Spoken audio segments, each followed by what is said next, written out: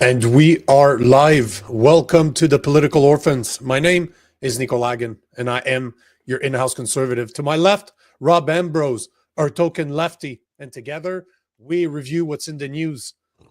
Our goal is simple. We want to show you that a lefty and a righty is not only able to get along, but they can also have a discussion where we disagree. Because remember, common sense has no political affiliations. What's going on, bro? Not too much, man. I'm doing good. How you doing today? Tired, man. Tired. Yeah? You're not. Yeah, before the show. You were saying before the show. What you got a baby kicking you in the middle of the night? Yeah. Well, the baby's keeping my wife awake, so I'm awake. But from what I've been told, I can kiss my sleep goodbye for a very long time. So. Oh yeah, you're fucked. You're fucked, no doubt. Yeah. I'll just spend a lot of time outside so that my tan stays and I don't look as tired. Because I think because I'm darker, it doesn't show as much. So yeah, no, I mean, look the same. But yeah, it's a. I mean, what is she 7 months now? No, 6. Not even 6, man. 5.5. The baby's just active as shit, man. Wow. Little guy has, well, if he's anything like me, he's never gonna stand still. So it's part of the game, eh? Yeah, that's right. But yeah, no, I mean, it's the miracle of life, as they say, and it is what it is. I think it's all worth it in the end. I think you'll find that. But yeah, there won't be a lot of sleep for the next couple of years at least. So may as well get used to that. It's all good, man. I don't sleep that much either way. So yeah, are you not a big sleeper? No, I have not been able to have a good night's sleep in probably 10 years. Oh shit! I'm such a light sleeper that everything wakes me up, and like I lived in the woods for years, that I could sleep well. But seriously, man, since we left that house, which is probably 3.5 years ago, I think the least I will wake up in a night is like 2 or 3 times. I don't remember last time I had a solid, like even a 6 hours straight. I don't remember last time that happened. Really? I'm honestly, I'm kind of in the same boat. I've never been a big sleeper. I don't usually get to bed till pretty late. I don't know why. I just and every morning I wake up and I'm like, fuck, I gotta get to bed earlier, and I never do. See, that's not my problem. I go to bed early enough. You just can't sleep through the night. I just don't sleep through the night. Yep, exactly. Let me see something here. I just want to make sure if the feed has been shared properly. Seems like there's always at least one of the profiles. What I'm trying to see right now. Yeah, okay, it's popping on mine. How's it on the Political Orphans? No, it seems like it's working there too. So, wow, we might be lucky. We might be blessed this morning that it's actually working. Wow. Good for us. Yeah, fuck yeah. Good for us. Look at that. So 52 shows in, and we're starting to get it dialed in. Yeah, unfortunately, there's nothing much we can do about that if X fucks us. Yeah. If it doesn't display properly, nothing much we can do about that. That's right. So what do there's we got? a few things. Yeah. Well, let's talk about the show today, folks. It's not the busiest of days. It's I find it always interesting, especially considering that yesterday was supposed to almost be the apocalypse, the end of the world. Right?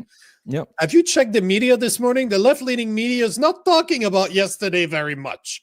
Well, I'm surprised. I cannot understand why.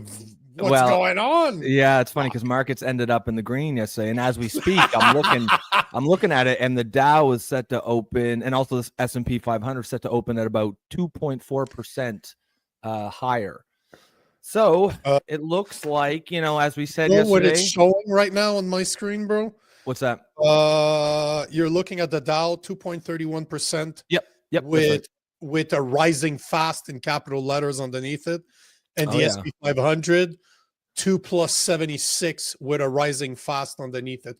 I wanted to show this morning either way. That's one of the things I just wanted to go look at the markets, especially the S&P 500, the Dow, and I even wanted to show NASDAQ and the Canadian stock market. Yep.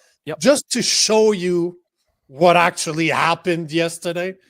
And, turns out that although you should never listen to us because we are not very intelligent people, We got we don't lucky know this the fuck time. we're talking.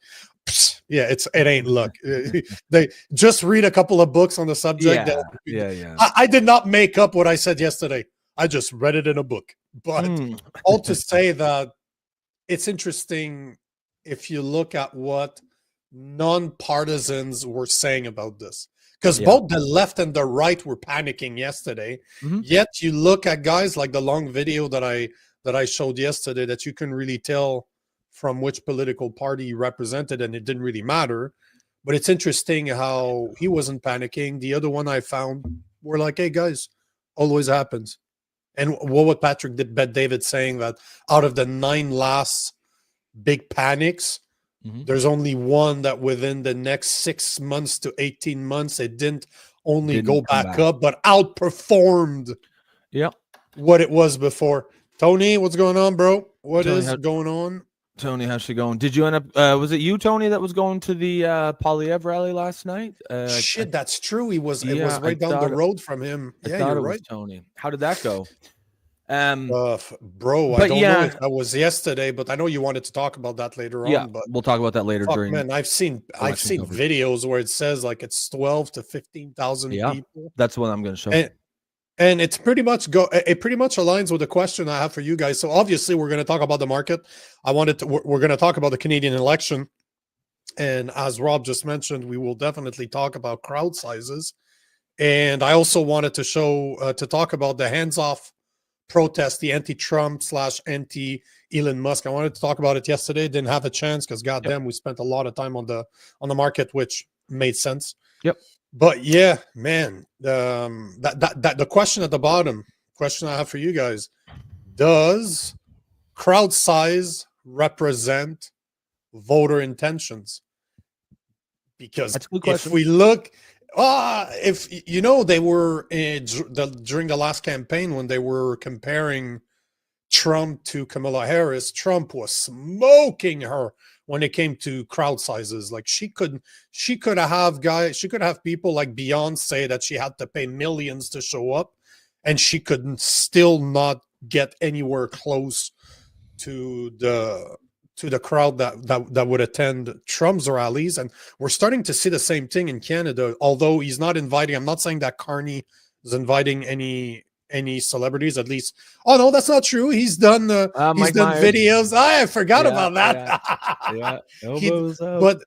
But do they represent voters' intentions? Because the polls are still showing, at least the polls that I've seen are still showing that Carney's destroying Polyev.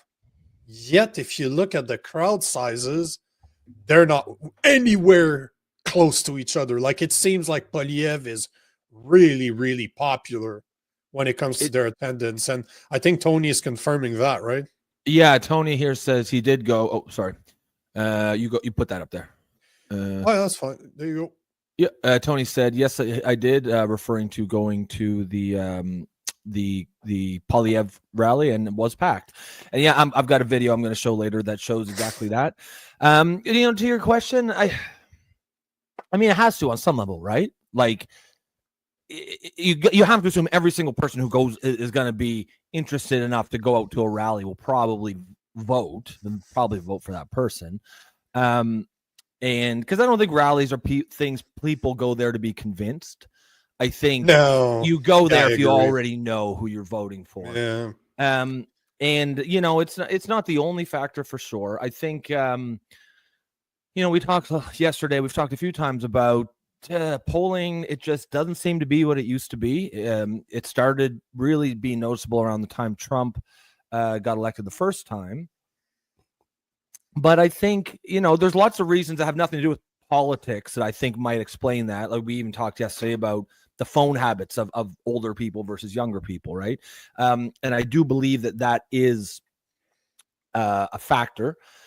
So I think, I think if you're getting 10, 12, 15,000 people to rally, especially in Canada, we don't have that political rally culture that they do in the States, right? Like they always have these big old rallies for both sides. But you're getting that much out in Canada. I feel like that has to mean something. And if I'm Carney, I'm not at all feeling comfortable with these polls. I'm gonna be going out and I'm gonna be doing whatever I can. And just you can tell the energy seems to be different at a Carney rally versus a Poilievre rally. It's and the age too, right? Yeah, that's right. Actually, these old timers Did you are not see? There's not a lot of young people No. and I got a feeling that the young people that are at the liberal rallies are there because they have to take care of the old ones. Like it's almost Probably, like it's, Mom and dad are out there, and they need a carer. Yeah, yeah. That's almost what it looks like to me. Like I might obviously I'm extremely biased, but it doesn't look good if you just look at the crowd sizes and you look at the intensity, you look at the type of people that are there. There's a lot of young people at Poilievre's rallies. There's a lot of just blue collar, regular dudes that seem to be family guys. And unlike what the media is saying, women don't hate Poilievre. They're using the same speech as they were saying They're trying against to do Trump. Yeah, they're women don't like Trump. It's not, that's not true. That's not going to fly. It isn't. There's no like or hate whatever you feel about the politics. Poilievre is not Trump, not in any way. He's not. Their positions aren't the same. Their temperament is certainly not the same. They're really trying to hitch him to that horse. The media is. Although we're going to talk a little bit about media bias and politics later in the show. Maybe there's no bias in politics. What? There's no bias in media. Stop it. I had some interesting, saw some interesting, I guess you could call them confessions by some mainstream media people about what they've done wrong lately, and I think that will be interesting. But yeah, I don't know. I feel like it still clearly exists. They're still clearly trying to make Poilievre into Trump, and I mean, if they were going to do that, Max Bernier would be the more obvious choice. He's the one who actually you could maybe make the case that he's Trump-like, but of course they're not, because it's not really about being accurate. It's about smearing Poilievre. So yeah, we'll dig into that. But because they're definitely, since you're approaching it, I do not know of another politician that's like Donald Trump. That I don't know anybody else that has this type of polarity. Like the dude, Poilievre is a career politician. He is closer to a Kamala Harris. He's closer to a Joe Biden. I'm not saying in age, but as the type of job that he's had, he's your typical politician that's been around forever. He's been in politics since his early 20s. I think it's 24 when he was first elected or something along those lines. And he's probably in his 40s now. So he's been around for about 20 years, and he's always been a politician. On the other hand, that's Trump's job, right?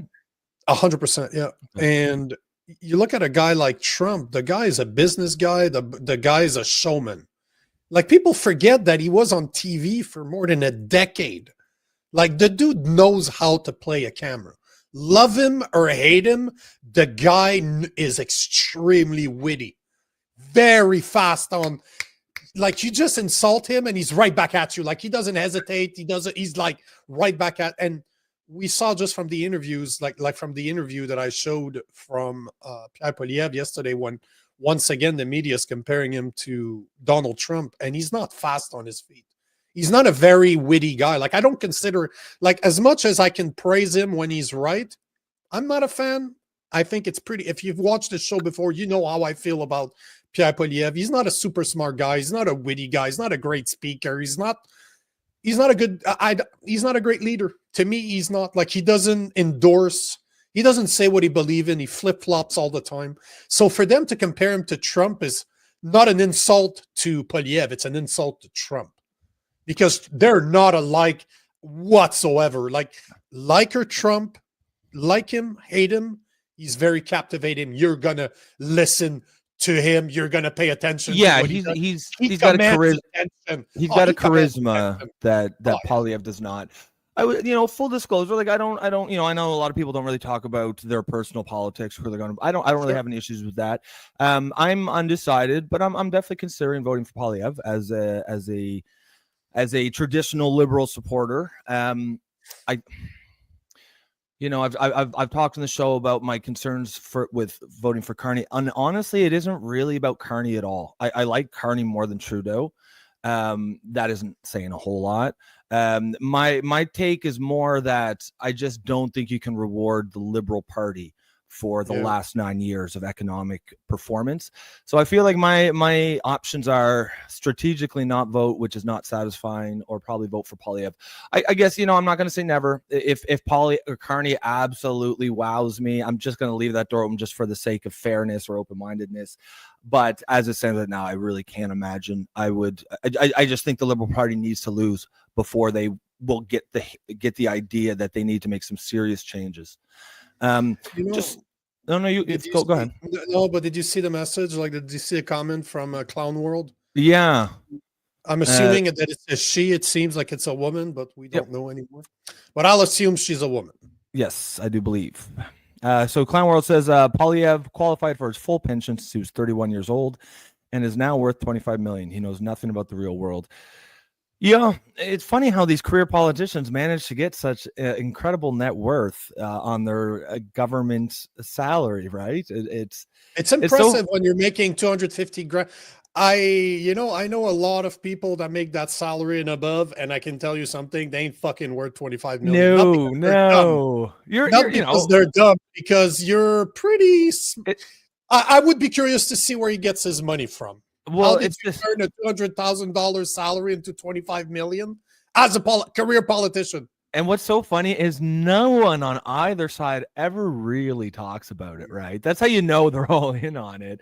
Like, this isn't a partisan thing. None of them want to kill the golden goose, and that's essentially what's going on there. Clown World says Polyev has nothing Trumpish about him at all. I agree with this. I agree. And correct, she is a woman.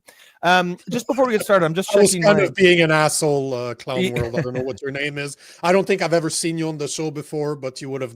If you stick around, you'll see I'm just an asshole. Obviously, you're a woman. I'm just making fun of the left. That's it. I'm just checking our on the feed on my X account, and I got a comment here says, "Are you quoting Trump?" So I feel like that's a good segue into explaining the title. Don't be a panic. Yes, correct. That is quoting from Trump. I thought it was awesome. I mean, it's classic Trump, right? He's an idiot. Like, he's gonna say something stupid. He's gonna make some stupid name, right? Little Marco, fucking Sleepy Joe, PANICAN. But let me see who made clever, but he's clever. Like him or not, he's just very witty. He's very. I wonder if he has a team. Stuff, right? If he has a team coming up with these names. Of course, but I don't know that they do or not. That's the worst part. Is I don't know if they need to, because he seems like the type of guy that just pretty much whatever comes up to mind, he's like blah, blah, blah, blah. He just says it, and that's probably one of them. But maybe you're right. Maybe there's a team that thought about this, but I thought I'd show. But to answer, if you want to answer that question, yeah. So, and I'm just gonna. If you want to comment, if you want to answer him, you're absolutely right. That's where I got the title from. I thought it was fucking hilarious. Don't be stupid. Don't be a panicking. I'm pretty sure I took directly from his post yesterday I will show you guys afterwards. I just responded to. So that's Chairman Neary. Just for you and anyone else watching, if you actually. So you just commented on my actual post, but if you actually click onto the stream itself, there will be another comment box. Yeah. And when you do that, you'll actually show up here on the show, like Clown World, and her name is Sylvie. So yeah, that's a lot better than saying Clown World says. Clown World says. I'll remember that, Sylvie. Thanks. I won't. Sorry, I'll call you Clown. I'm in charge of the name remembering. Don't worry, that's my thing. But yes, so that's if Chairman Neary, if you're still watching, it's a little easier just to jump in and you can actually get on the show. There's another comment there. She has a sense of humor, man. Like Clown World, Sylvie has a sense of humor. You Oh yeah, belong here, then. absolutely. Well, Seems like you belong here. Oh, you have to with two fucking idiots like you and I. Yeah, a couple of yahoos. And also the you know, the don't be stupid, don't be panicking refers to, if you watched our show yesterday, we were essentially saying, you know, not to brag or pat ourselves on the back. And we did very, very clearly say this is not, you know, we're a couple of yahoos. Do not take our investment advice. But we said, you know, but listen to us. Yeah, we said, you know, there might be a time to buy. And that is, you know, we're just going by like nonpartisan financial advice. Even if you don't want to buy, certainly do not sell. You never sell into the panic. That is just a bedrock investing rule. And as I look at the markets again, they look like, I don't believe they don't open for another hour, but the pre-market has the Dow up 2%. We'll go over it. Like I wanted to show every single one of them just because of what we said yesterday, but let's be on the same page. What is a PANICAN before we show you the you go ahead and read that. Yep. So it says a person whose entire personality is producing fear porn aimed at anything President Donald Trump says or suggests. There's a theory they read the book Chicken Little too much as a child. Example of PANICANs include anyone employed by CNN, MSNBC, those who include pronouns in their bio, and especially those who said, sorry, Biden was mentally fit. Everyone on The View is a PANICAN. The verb of PANICAN is to panic, but only when it revolves around Trump. Okay, so clearly, go ahead. But under Joe Biden, oil prices rose, but now they are dropping, and everyone on the left is panicking. So there you go. So it's a redneck accent. I should have recognized the redneck accent in there. It's just saying panic, but you're panicking. It's funny. I thought it was. I love it. I fucking love it, funny. bro. I thought it was actually. I thought it was like you panic, but someone on the right who's panicking, and that, like Republican, like a panicking Republican. I thought it was like that, but just anybody. So too. But I thought so too. That's exactly what I thought it was. But it looks like I was incorrect. But to Charmian Neary, who made that comment, yeah, I mean, what we're talking about more or less, it's not that we are, you know, if you watch this show, we are not pro Donald Trump in any way. He's a very quotable guy. You know, he says a lot of funny shit. Once I got out of my Trump derangement syndrome that I had his first term, you can at least kind of see, like, he's a funny guy, right? He's funny. He says a lot of funny shit. He's an idiot. He's a blowhard, but, you know, he's a funny guy. You know, some of my best friends are idiots. Some of my best friends are blowhards. So I've been known to be an idiot once or twice. So, you know, multiple time on this show, bro. I'm just saying. Yeah. I'm not saying I'm any better. I'm just saying. Yeah. Just putting it out there. But yes, I agree wholeheartedly. But yeah, you know, we're just because Donald Trump said something does not mean we're not gonna, you know, we're gonna go with the funnies when it happened, when we got him. But it's funny. Yeah. Like, to me, when I chose that title, don't be stupid, don't be a panicking. It's clever. It's very clever. You can hate him or love him. Him and his team come up with the most quotable shit. And there's a reason why he's been the most quoted, most researched person in probably 20 years now. Like, I don't think Andrew Tate beat him once and he was all proud. He even boasted about it. But he is always the most researched guy on the internet. And I don't even think he needed to be president. I'm pretty sure that over the past 4 years, he was still probably the most researched guy on the internet just because it's fucking Donald Trump. So he has to be doing something right. Love him or hate him, he knows how to keep his name on the fucking social media front on everything. Everything. He's always there. Yep. You cannot not find Trump. You know, there was a joke in Ted. Do you know the movie Ted? Oh, yeah. They said that you're 2 clicks away from a black cock. Do you remember that? It's Donald Trump's the same thing. You're 2 clicks away from a picture of Donald Trump or a comment of Donald Trump. You're 2 clicks away from seeing Donald Trump. I mean, he's made a pretty significant mark on the culture of America. but by extension, Western civilization, like him or hate him, you can't deny that. And guys, I'll just take this moment to remind you that, of course, we love you guys. We love our audience engagement. So please, if you have any questions, comments, shoot them in the text box, and we'll answer them here live on air. If you do like the show, please like and share, especially if you're on X. We feel like we really believe in this show. And we feel there's a need for this sort of, a show that kind of tries to cut through a lot of the partisan bullshit and just calls it like it is. And if you agree with that, we would love you like and share. As well, you can also check us out on Spotify if you don't really have the time to sit down and watch an episode in the middle of the day. Like, we're all busy people, except for us doing this fucking show. But you can always download us on the Political Orphans on Spotify and listen to us at your leisure.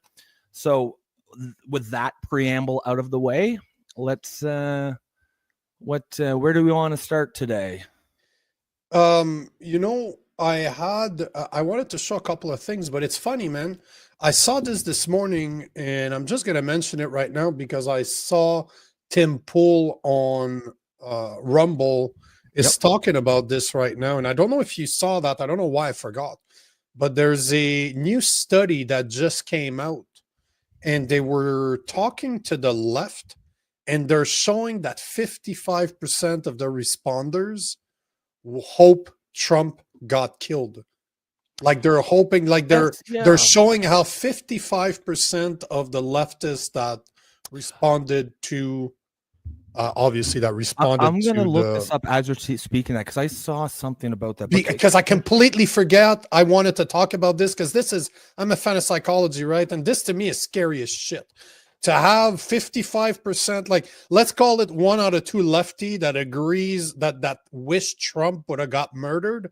That to me is fucked up. As much as I dislike Carney, I don't wish him to be dead. You don't want to be what murdered. I mean? Like, yeah, of course. No, at all. Like zero, at all. As much as I dislike him and I think he's fucking evil, I don't wish anybody's death. Anybody. It just. See. Oh, so it was Roger. Rutgers. Yeah. Yeah. Do you want to blow it up? Let me see here. There you go. That's perfect. I'll just read the preamble here. So this is a Rutgers study revealing assassination culture, and it's particularly strong and rising among people who identify themselves as left of center. 48.6% say that murdering Elon Musk is justified. 55.2% say that murdering President Trump is justified. And here is what those numbers look like.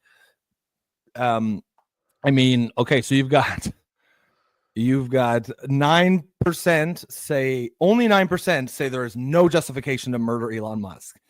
Jesus. 13%, only 13% say there is no justification for murdering Donald Trump. But this is crazy, man. This is like, I'm a liberal, man. I'm on the left. We got to do better than this. You can hate Donald Trump all you want. You can hate Elon Musk all you want. But like to half of the left wants to murder them. Like that's a serious problem, man. At some point we do need to ask ourselves, right? Are we the good guys here? And I think I'm not sure what this is.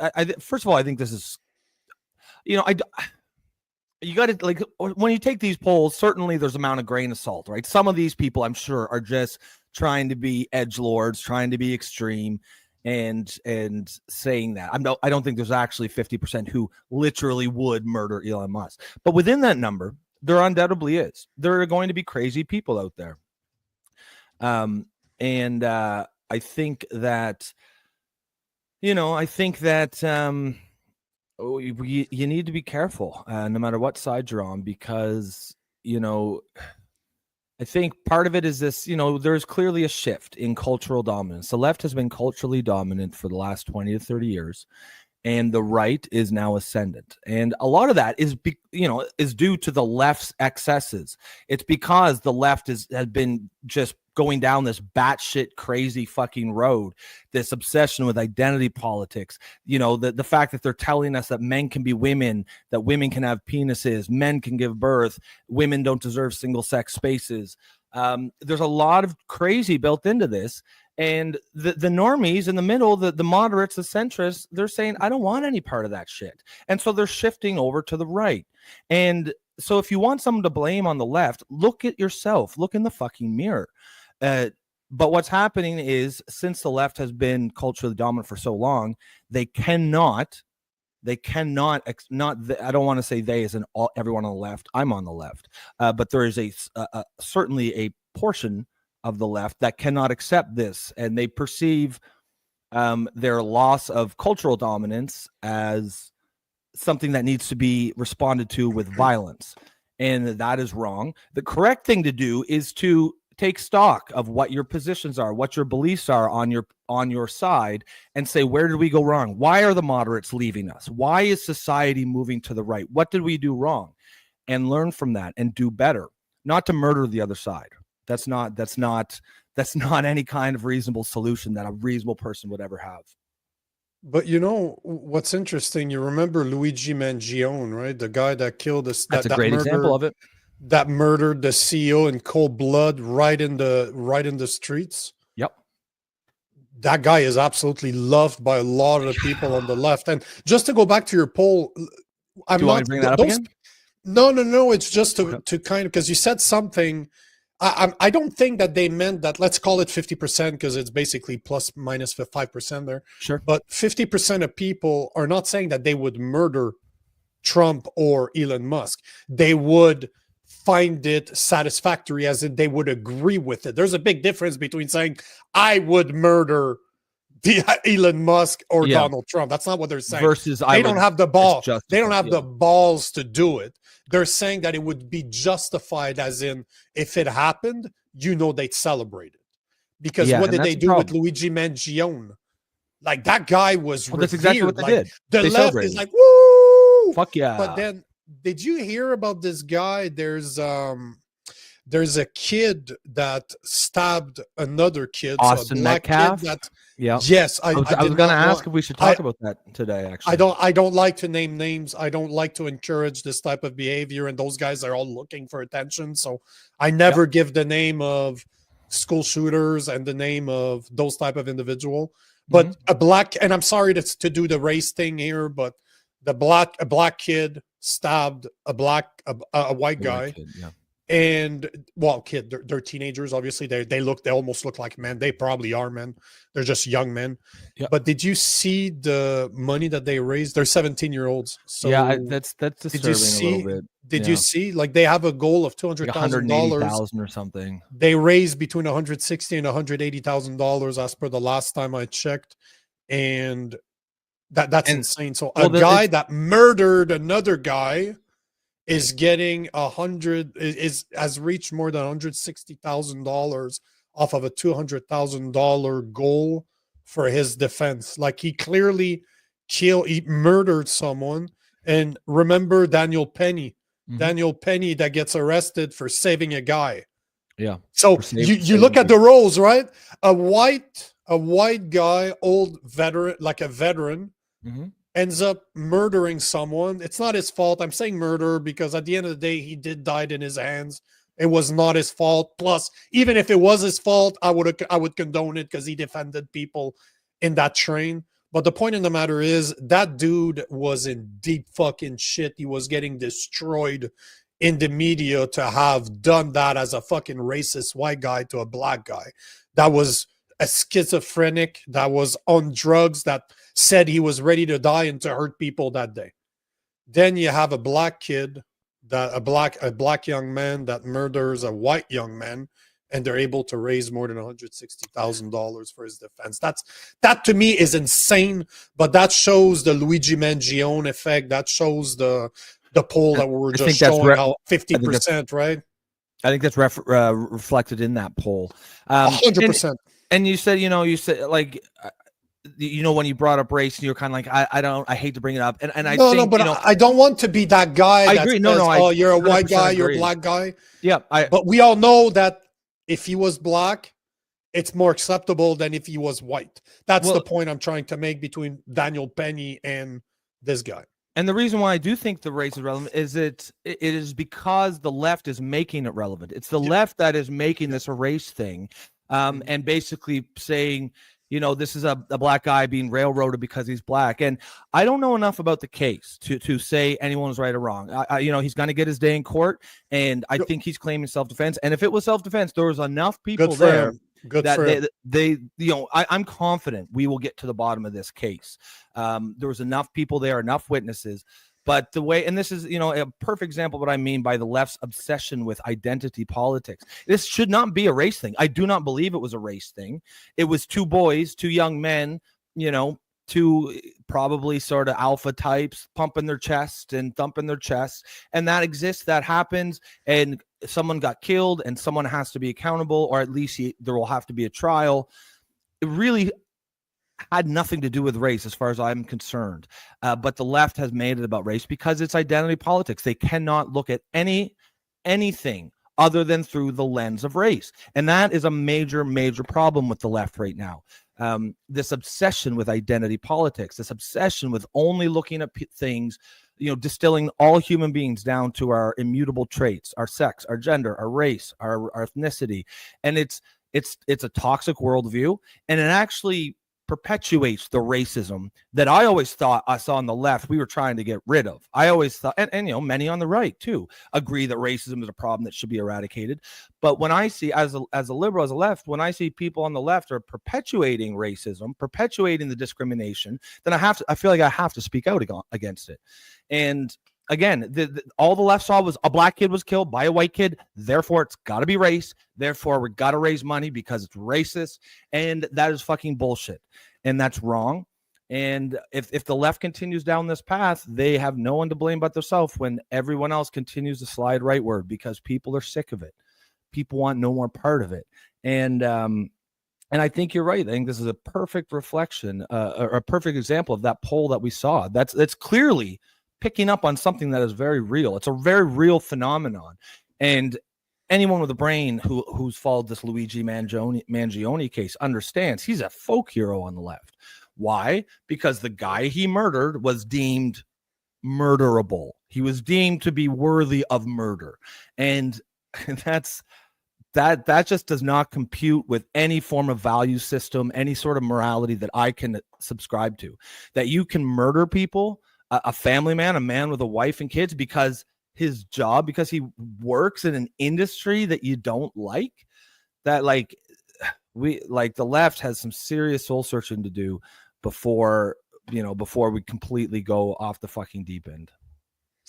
I could go down the rabbit hole here, but I'm going to try to be polite for the people on the left. But, to me, when you have a culture that's ready to murder the unborn, this type of behavior doesn't make sense to me. Do you know what I mean? So the whole is a direct representation of the value we put on life. And I don't care where you look right now, and that's as much on the left and on the right. We don't put a lot of value on other people's life. And the right is I agree with that. The right seems to be doing it to the left seems to be doing it to the right. It's just it doesn't surprise me that we say things, that polls represent things like that. As much as it sounds stupid to me as a Christian, I'm not surprised because we don't value life anymore. So I'm not surprised, but I always will find it quite ironic that the people that tell me I'm a racist are putting all the emphasis on race when I'm not. An asshole's an asshole to me. I really don't give a fuck the color of your skin. Couldn't care less. Your education level, where you're from, where you live, I don't give a fuck. If you're a good person, you're a good person. If you're an asshole, you're an asshole. It's pretty fucking simple. Fucking simple. And just to talk about sort of the abortion issue, obviously we obviously feel differently about that, and I agree with you to some extent. I think a lot of people who I think most people who are pro-choice, they don't actually believe that they're killing a child. Very few people are okay with killing children. I personally don't believe life begins at conception. I certainly do not. That's always the debate. Yeah, something that I talk extensively on my other podcasts. Yep. It's always there. It always defines, and I think you're right. It always goes to where life is begins. Where does life begin? Yeah.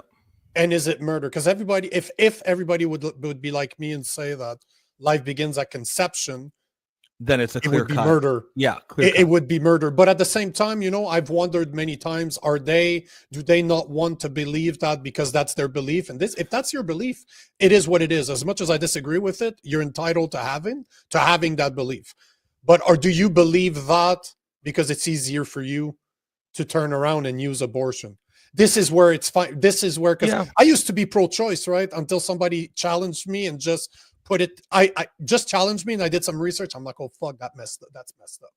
So is it because you refuse to be challenged and you want to believe that that's what it is because it makes you feel better about it? But the point, I'm not trying to make this a debate. It's not one of those subjects that will move the needle for anybody. All I'm saying is we don't put a lot of value as a society on life. Most of us don't seem to. So polls like that don't surprise me, because I'm pretty sure if you'd look at the right and you'd say, would it be okay to murder X person that's very woke? You would probably get polls that would show something similar. I would not be surprised if you saw polls that might be similar, maybe not as bad, but it would still not surprise me if they were. Do you know what I mean? Just because they're the enemy, they're the this, they're the that, it's easy. It's okay to get rid of them. I disagree with that too. It doesn't matter who you are. I don't believe in murdering people. So yes, I agree with that. And I think just a final thing I will just say, because we kind of specifically avoid the abortion debate for that reason. But you're just talking about it yesterday. Yeah, but for me, it does. I don't feel like it needs to be like. I agree. If I believe life began at conception, I too would be pro-life. I think I can at least understand that. If we just agree that we can't necessarily agree on where it begins, like I do believe that. But that's what it is. I believe that abortion at 7 months. I do believe that's wrong and it should be criminalized. I do believe that's murder. Somewhere between probably conception and viability outside the womb. But again, we won't go down there. But I think my only point in bringing that up was just to show an example of a way we can disagree respectfully without calling people monsters or whatnot. And I think there's value in that too. And I think that's something this show does well as well. So I'll just take start at Tony G, because I want to ask him a question about that. Okay. All right, Free Dahmer. Are you talking about Jeffrey Dahmer? You bastard! Where are we going with this? Jesus, Jesus! Let's free a serial murderer. I think he's making the joke, like laughing about it. Yeah, of course. But that'd be the same thing, right? Yeah. Let's free Dahmer. I think that's essentially where he's going with that. Gary says, good afternoon, gents. What's going on, bro? Gary, how's it going? He says, oh, you remember when Gary was trying to figure out where he saw you? He said he thought he saw you on what was the show? I forget what it was, but we were looking for it, couldn't find it. Yeah, he thinks it was Chris Freestones. Do you remember Chris Freestones? No. I have to look at fuck. I'm terrible at this, man. Sylvie says Dahmer is dead.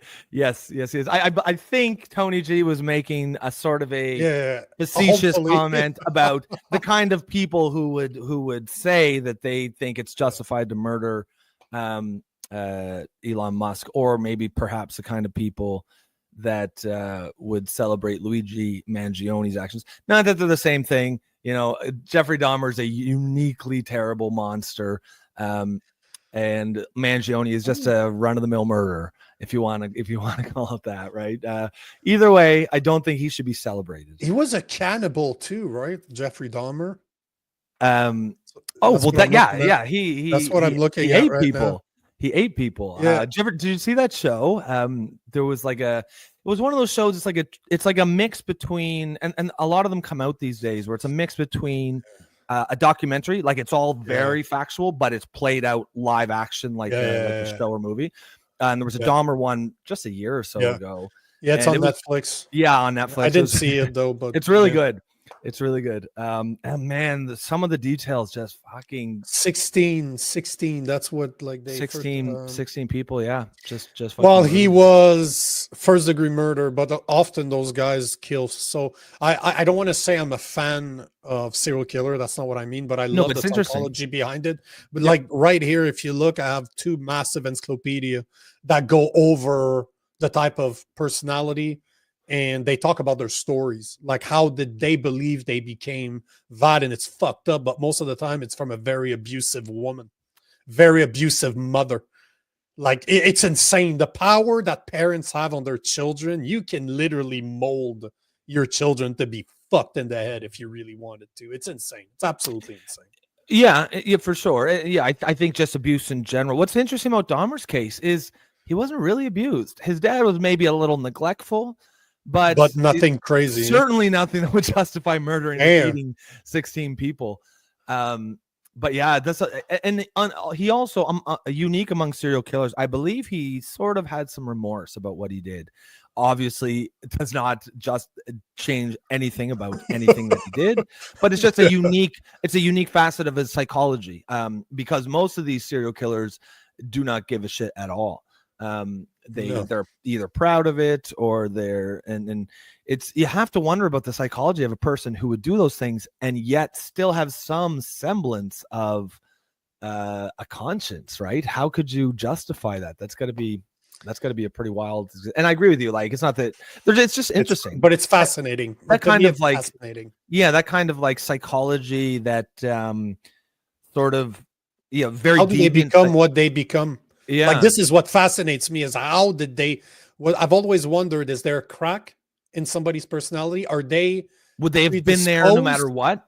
Would they have gone? Are they predisposed, or is it really something that happened to them that made them? This is always my question when I read about serial killers: is were they born to be one? That's always the question I'm trying to. Or it's probably a bit of a mix of both. It's probably because there's lots of people who get abusive childhoods and do not, and they're okay. Yeah, they don't murder people and eat them. I think it's probably there's a lot of them. Yeah, there's a small number of people who are predisposed, and then if they're placed into an abusive home, I think maybe it blossoms. But yeah, I agree with you. It's super fascinating to look into those psychologies. So what? Where are we? Control Dahmer's dead. I got it. Yes, I know. Yeah, Tony G was just fucking around. Yeah. Well, earlier it all started with this, right? That was the whole point of 30 fucking minutes. Oh, yes. This is where the PANICAN, a new party based on weak and stupid people. Oh, fuck. No, but this was all. This is the post that Trump made yesterday. The United States has a chance to do something that should have been done decades ago. Don't be weak. Don't be stupid. Don't be a PANICAN. Obviously, that's where I got the quote that's at the bottom of the screen right now. A new party based on the weak and stupid people. Be strong, courageous, and patient, and greatness will be the result. It comes back a bit to what we were saying yesterday, that Democrats have been speaking about this for decades, that there's a problem with the way the reciprocity, there's a problem with the trade deficit with China. Something needs to get done. And it didn't matter that it was Pelosi, that it was Sanders, that it was Obama after he was president. They all talked about it. And you can probably find a quote of all those guys, both Republican and Democrats, talking about this. But, like we were saying yesterday, it just love Trump or hate him. At least he has the balls to move the needle. He always seems to do that no matter the subject. I don't think that dude believes in status quo. And that's what he's doing right now. And obviously he's doing it to piss people off on purpose by giving them a name. But at the end of the day, we all know that if Obama would have done something like that, or if Biden would have done something like that, they'd be all about it. People would have been defending them left, right, and center. And the right would be equally as, it's 100%. The worst ever. It's just that even right now, the right would, like yesterday, even the right was like, hey, bro, what the fuck are you? It's been a while since I've seen a uni-party kind of in the U.S. looking, both sides were looking at Trump like, hey, what the fuck are you doing, bro? Like, what the hell's going on here? Well, I mean, like you said, Trump is a hater of the status quo. Now, that can be good and that can be bad. I think you need to pick and choose which status quos that you want to attack. He's going all in right away. He's got a plan. You may not agree with it, but I do believe he has a plan. And I think there's this idea on the left that he's just sort of like destroying things for fun. I don't think that's true at all. I think he genuinely believes that he's doing something that needs to be done. That doesn't mean he's right, and it doesn't mean it won't blow up in his face.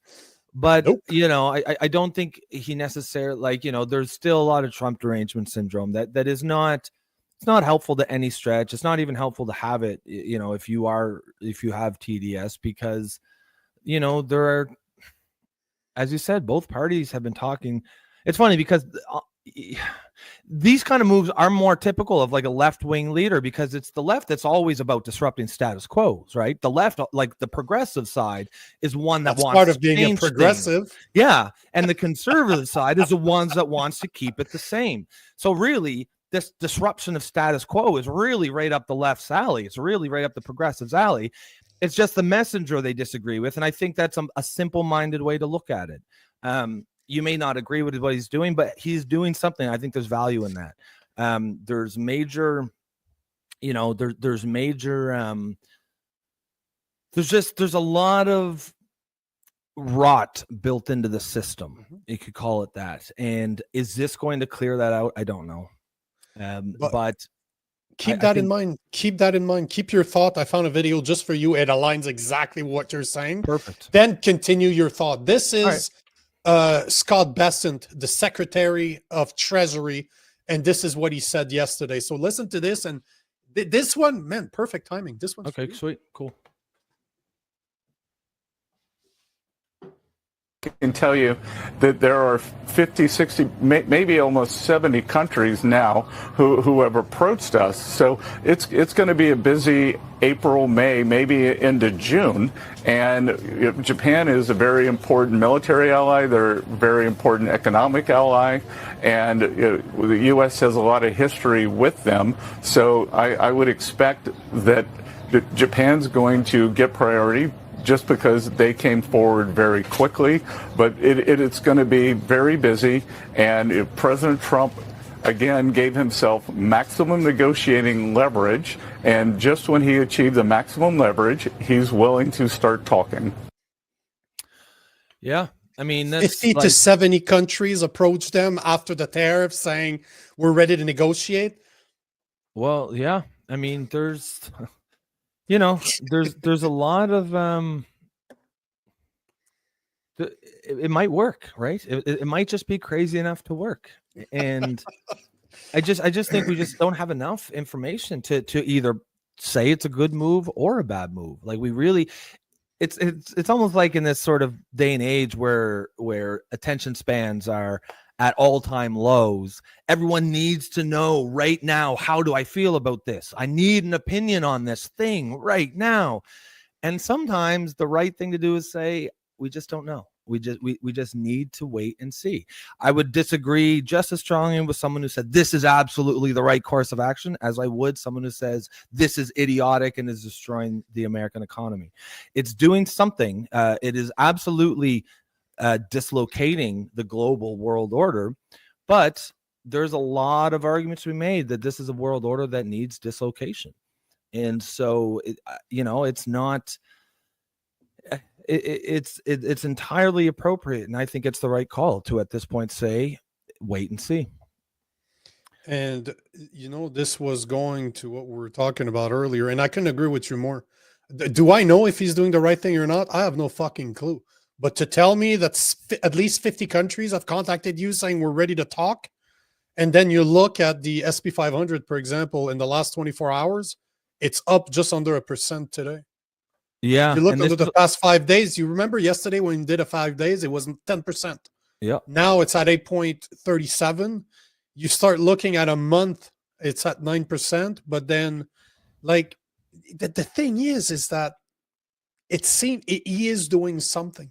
He is moving the needle, and it is, man, we were thinking, like, look, from a year ago, there's not that much from a year ago. That's when Biden was in power. From 1 year. We're talking about, if you look over there, like, you're looking at 1.63%. That's not much from a year ago. No, it isn't. It is not. And now this we're talking COVID here.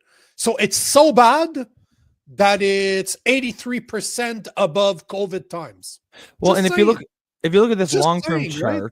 Yeah, if you look at this long-term chart, you can see there's that first bump on the left, and then there's a big dip, right? If you just go back to the but 5-year. look, and this is just over the past 25 years. It's 500. The SP 500, if you have money to put aside for the long term, is the best investment you can put in. Which timeline you want to go on? Go 5 years. 5 years. There you go. Yeah. So if you see, it's starting over here at the far left, and then it goes up, and then around peaks at 2022, and then it goes down, and there's a big trough in 2023. That's that's about as big a drop as those like now, and then it goes up again, and now we're in another trough. But like this is how stock markets work. There's ups and downs and ups and downs. You're still in that upward trend, and I mean, if you look at that chart, if you know anything about trading, not even necessarily investing for the long term, but like trading. That's a buyer's chart right there. You're still in an upward trend, but you're in a short-term low. That is when all the smart traders pile in.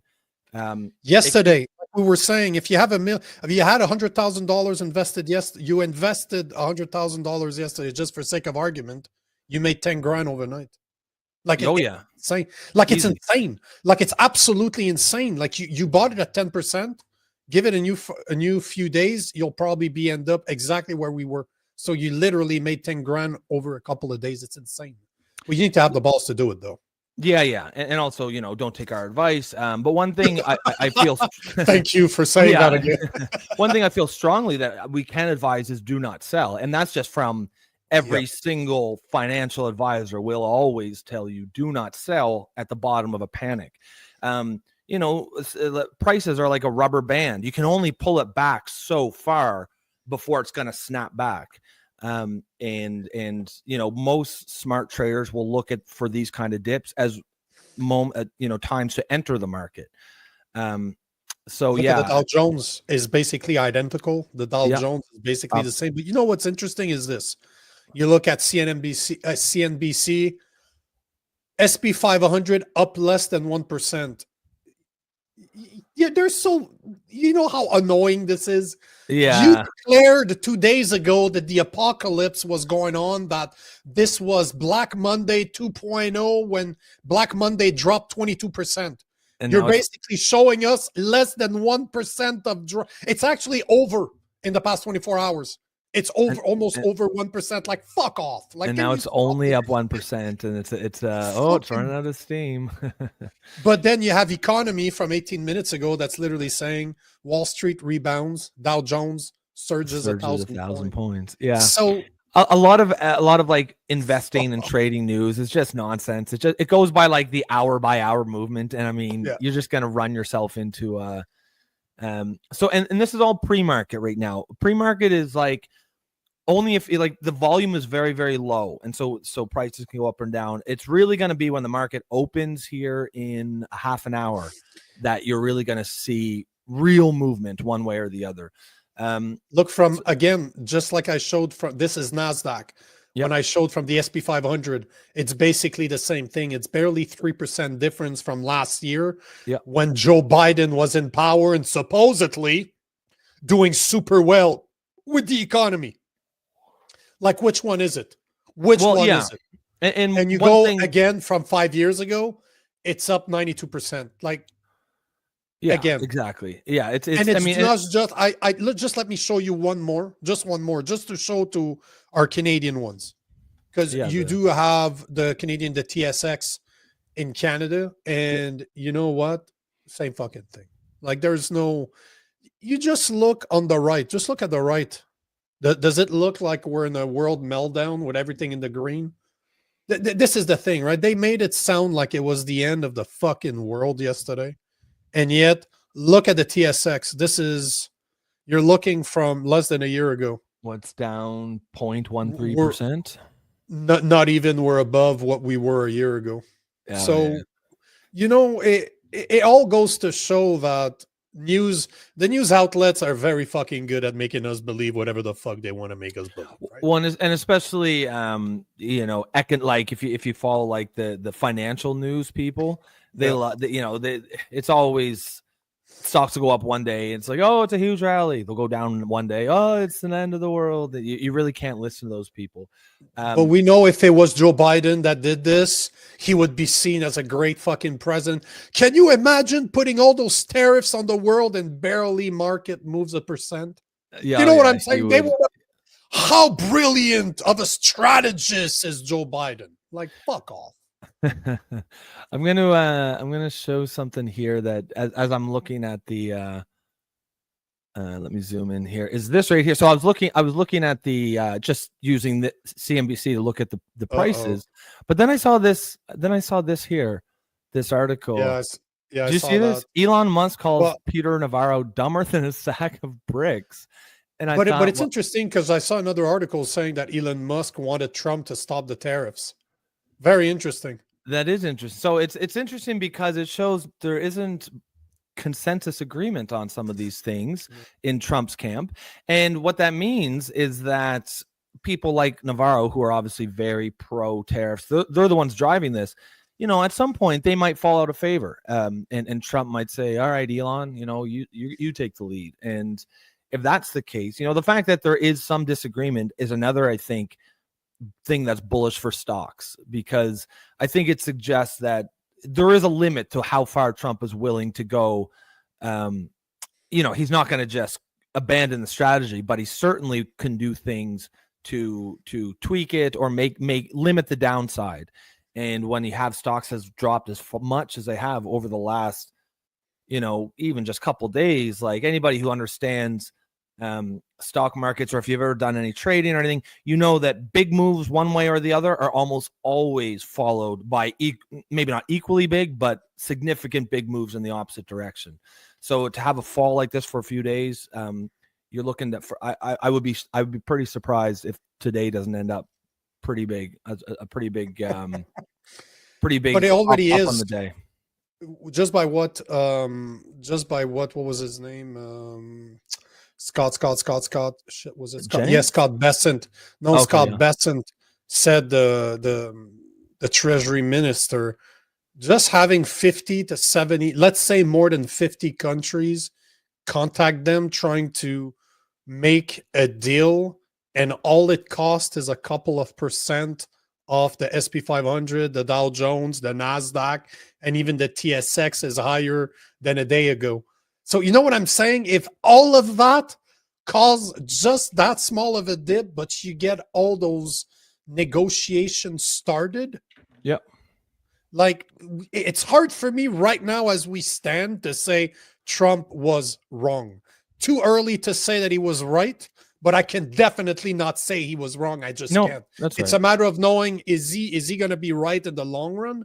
But already, if you gave me now to take a decision, I would say he was right, just for 50 people, 50 countries calling him to negotiate. Just right then and there, because that's what I was saying yesterday. Not only is it a great tactic if it works, but it's a great negotiation tactic. Because again, how many times have we said this, that Trump always asks for the moon to shock you out of like, what the fuck is that guy talking about? And then what he wants, it's somewhere in the middle. It's actually not that bad. He just wants you to commit to something. Yeah. I mean, it again, as you said, I think it's a wait and see thing. But the fact that all these countries have sort of come to the table, I think, is certainly supportive that he might be on something here. Now, I saw something that I thought was interesting. So if you guys watched the show yesterday, you might remember. So we had an excellent clip that we played of a guy that was sort of explaining what was going on with markets and what he thinks Trump might be doing. He mentioned someone named Ray Dalio. Can you zoom in a bit? Yes. So Ray Dalio, this guy here, he's just a hedge fund guy, but he was saying that Ray Dalio is sort of a genius savant sort of thing. That's the video, like the longer video I showed. Yeah, that you showed yesterday. He mentions Ray Dalio as one of the inspirations for that theory that he had. And then I saw, and basically the theory was that Donald Trump is hoping to, perhaps bring markets lower to force the Fed to raise interest rates, which will allow the United States to refinance a lot of debt. Yeah, at something like $9 trillion that's coming due. But you mean lower the Feds to lower the interest Yes. rate, not Yeah, raise that's them. right. Oh, sorry, that's right. Yeah, lower the interest rate so that they can refinance debt at a much more. So it was an interesting, and he made a good case. But he mentioned Ray Dalio, and I saw a tweet from Ray Dalio, and this is just, again, it's just more of an informational thing, just sort of give you an idea of what this guy is saying. It's a pretty long article, so I won't read it. But I won't read it word for word, but I'll skim through it so you get the gist of it. So the title is, don't make the mistake of thinking that what's now happening is mostly about tariffs. So this guy is taking a big picture kind of look at it. He's thinking the tariffs are just a small picture, a small view into what's really going on. So he makes some he does his preamble here. He explains his argument, and he says what's going on here is actually there's 5 major sort of fundamental changes going on that we should all be paying attention to rather than just the tariffs. The first is that the monetary economic order is breaking down. There's too much existing debt in the world, really, and the vast majority is held by the United States. Essentially, the United States is taking on far too much debt. They are not able to finance their debt, and the excesses are becoming a huge drag on the economy, and that has to change. Now, do you remember what was the number yesterday that America is paying just in interest rates every year? $1 trillion. $1 trillion right now in interest rate. Yeah. Not in interest rate, in interest on their debt. They're paying $1 trillion just on the interest, right? And then they still have to pay off the interest of the debt. That's not the debt. That's just the interest on the debt. Yeah. And that is not sustainable. And that is essentially really, really starting to really drag down the American economy. And we've been warned about this for years, right? Like since the 90s, politicians have been talking about this on the campaign trail. We got to get the deficit down, but nobody does anything. And now I think we're starting to see what we all knew was probably coming is starting to come to pass. And so this guy, Ray Dalio's first point is this global monetary / economic order that is essentially built on American debt is coming to an end. It's not sustainable. So we have that as one major factor. The second is the domestic political order is breaking down due to huge gaps in people's education levels, opportunity levels, productivity levels, income and wealth levels. So that is essentially the loss of the American dream, right? We're all familiar with that. And you know what? That's directly connected to this issue, because I think we've talked about what happened when all these jobs were offshored to China in the 70s and 80s. You had a lot of these people in the Rust Belt states that basically made up the middle class. They, you could have a high school education, work down at the local GM plant, and you're making enough to have a nice home, 2 cars, vacation every year, a middle class lifestyle. And that is the American dream. And that was violently stripped away from millions of Americans. And that is, again, essentially that's the horse that Donald Trump rode in on in 2016. But this is, sorry, were you gonna say something there? No. If you were done, yeah. I just wanted to add something, because yesterday I wanted to show a video from Warren Buffett, and one of the things that he was talking about education yesterday, but not in the context which he's approaching it, but in the context of a president. That one of the gripes that he had, he didn't say it word for word, but one of the gripes he seemed to have with Trump is that Trump doesn't educate his people either. Oh, that's interesting. Trying to explain, because he doesn't explain. No, why he just does. He just does it. But it's interesting that Dalio's talking about education, because I think that the president should do the same too.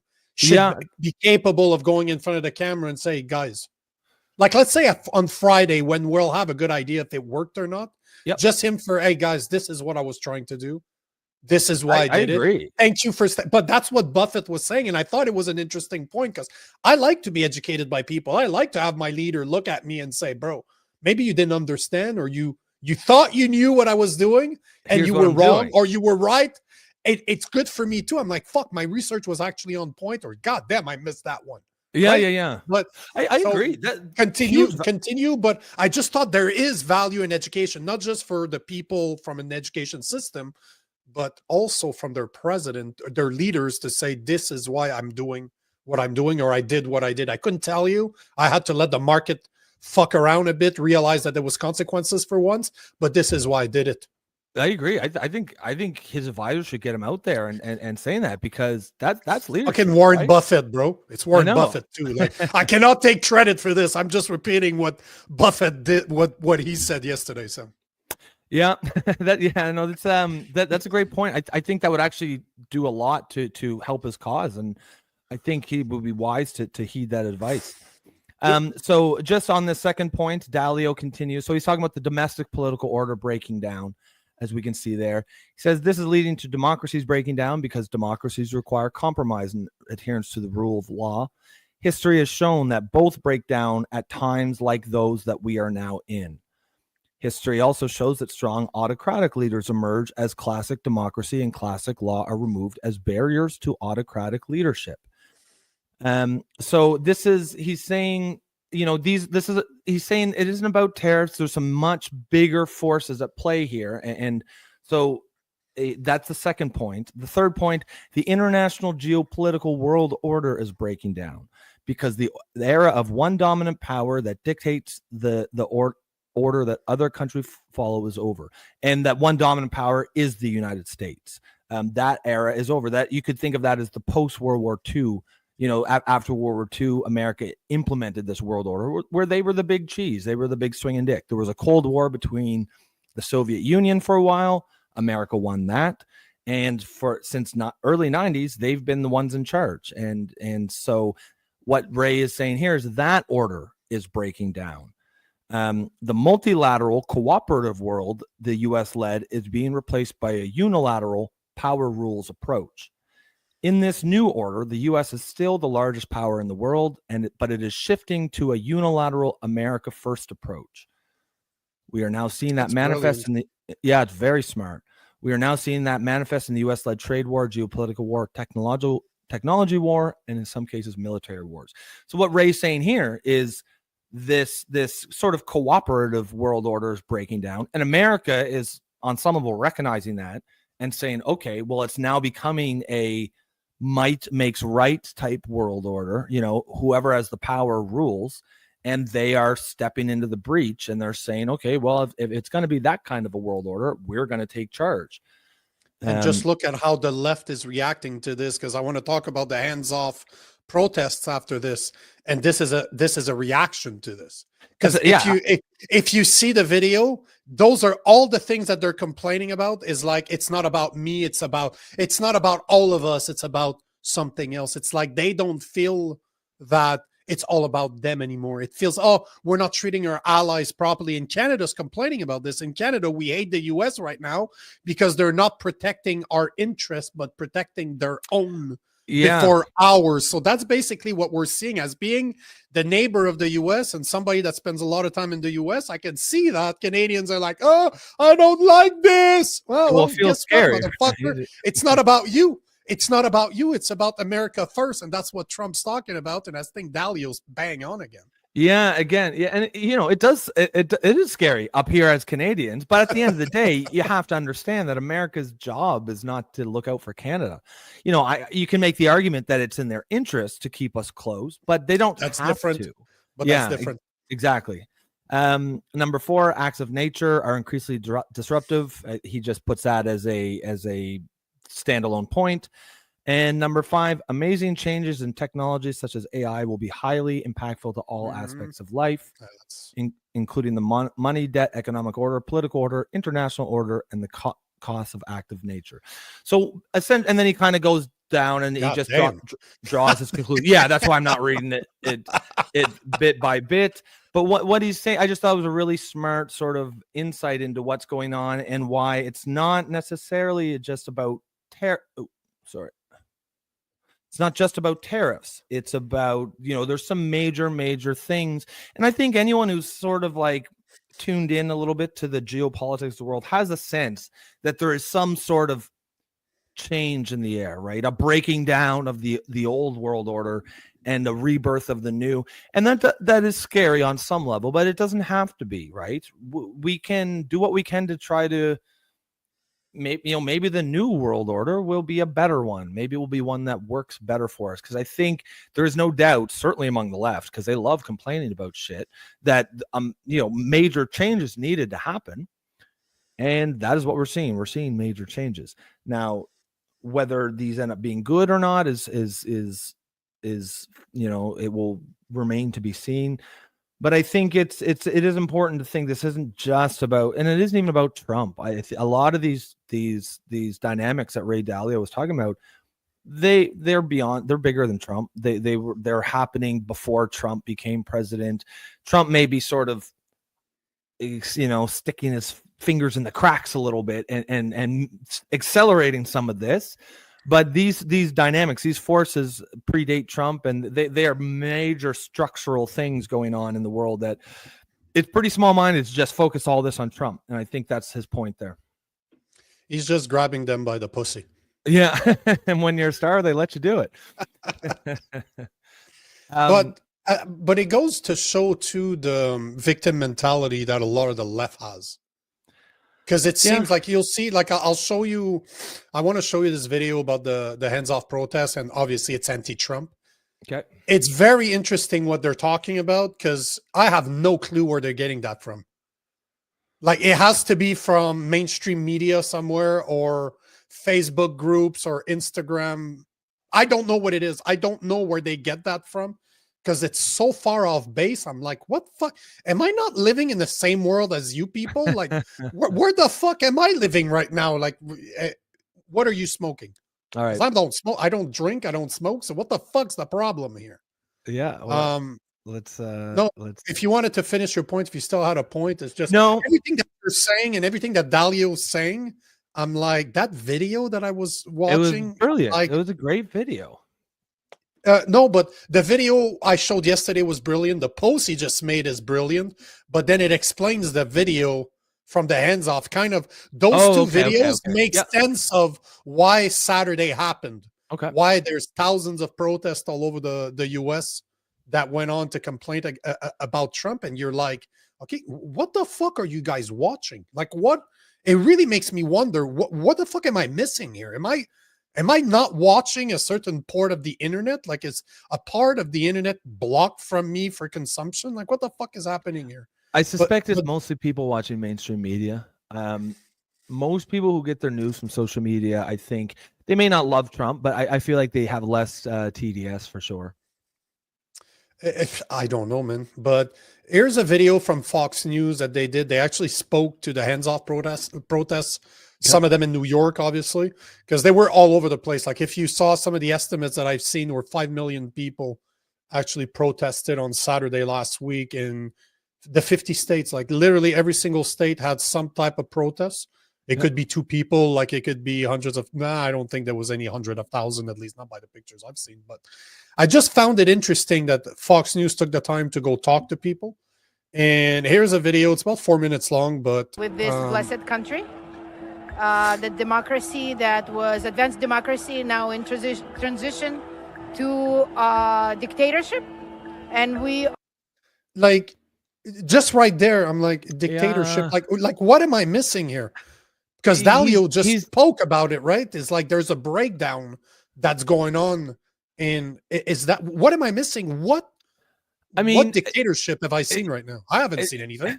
Everything he's done, everything he's done has been within the law. You might not like it, but like presidents doing things you don't like, that's not a dictatorship. Dictatorship has a very specific meaning. And it's we've talked a lot. Like, what did they think was going to happen? Did they think they were going to like the things that Donald Trump does? The conservatives certainly would not have liked most of the things Kamala Harris would have done if she had won. Elections have consequences. You can't. Like, and I'm open to the idea that like I've got my eye out for some autocratic leader in the West to come up and start, dismantling the rule of law. But like everything he's done, like you might not agree with executive orders, but executive orders are not a dictatorial move. Like they are, that's a well-established right that the president has. Everything he's done, I don't think he's unilaterally declared any laws or dismantled any laws.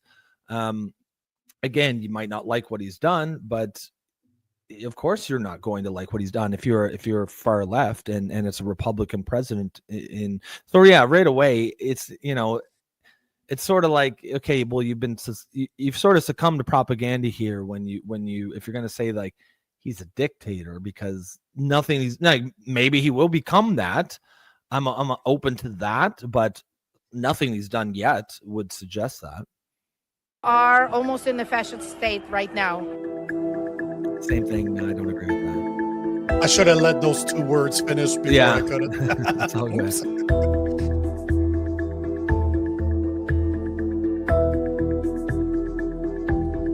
Yeah, over 1,000 protests in all 50 states. And like I was saying, I saw estimates of 5 million people, give or take, throughout the U.S., which it's big.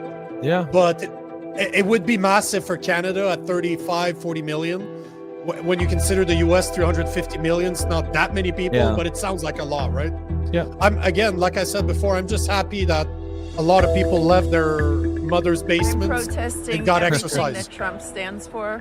I think that like a lot of old people, right? leader, A lot of old people. Every person they've been. It will fit very well with the Carney rallies that you wanted to talk about. Because again, it's funny you say that, because that's exactly what I wanted to mention. Look the age of the people they talk to, and I think there's one young person. All the rest are old, white people, baby boomers that literally live in the best the baby boomers are the best generation. Oh, fuck yeah. In North America. Like, they had it. If I had to pick and choose a generation to live in, I want to be born right after I want to be born in 1946. That's I want to be born, right? Like, a lot of them climbed the golden ladder and then pulled it up behind them, right? Like, a lot of these motherfuckers are like, you know, like you look at most people's, you know, parents. A lot of people have one house, 2 homes, on a middle class salary, like you know, like my girlfriend's parents, you know, they're nice middle class jobs. I think her mom's a financial advisor, her dad was a contractor. They got $2 million, like 2 separate houses, each worth about $1 million each. You know, they've got one's a cottage, a retirement cottage, one's a home in the city. You know, car, like, that's just not a lifestyle that's available to people. You know, in the workforce today. Not the average middle class person. No. I mean, it is sure, it's available. Yeah, of course, that's available. But for like just a regular ass, you know, and most of their wealth comes from house appreciation, right? They bought homes 20 years ago when it was $150K, and now it's $900,000, right? So that's where a lot of the wealth comes from. And then once you have that kind of wealth in your home, that kind of equity, you can then borrow against it to finance your lifestyle. Then that avenue is just not available to people in the workforce, young people today. So, and that isn't necessarily like, you know, her parents' fault or and my parents have a similar sort of story.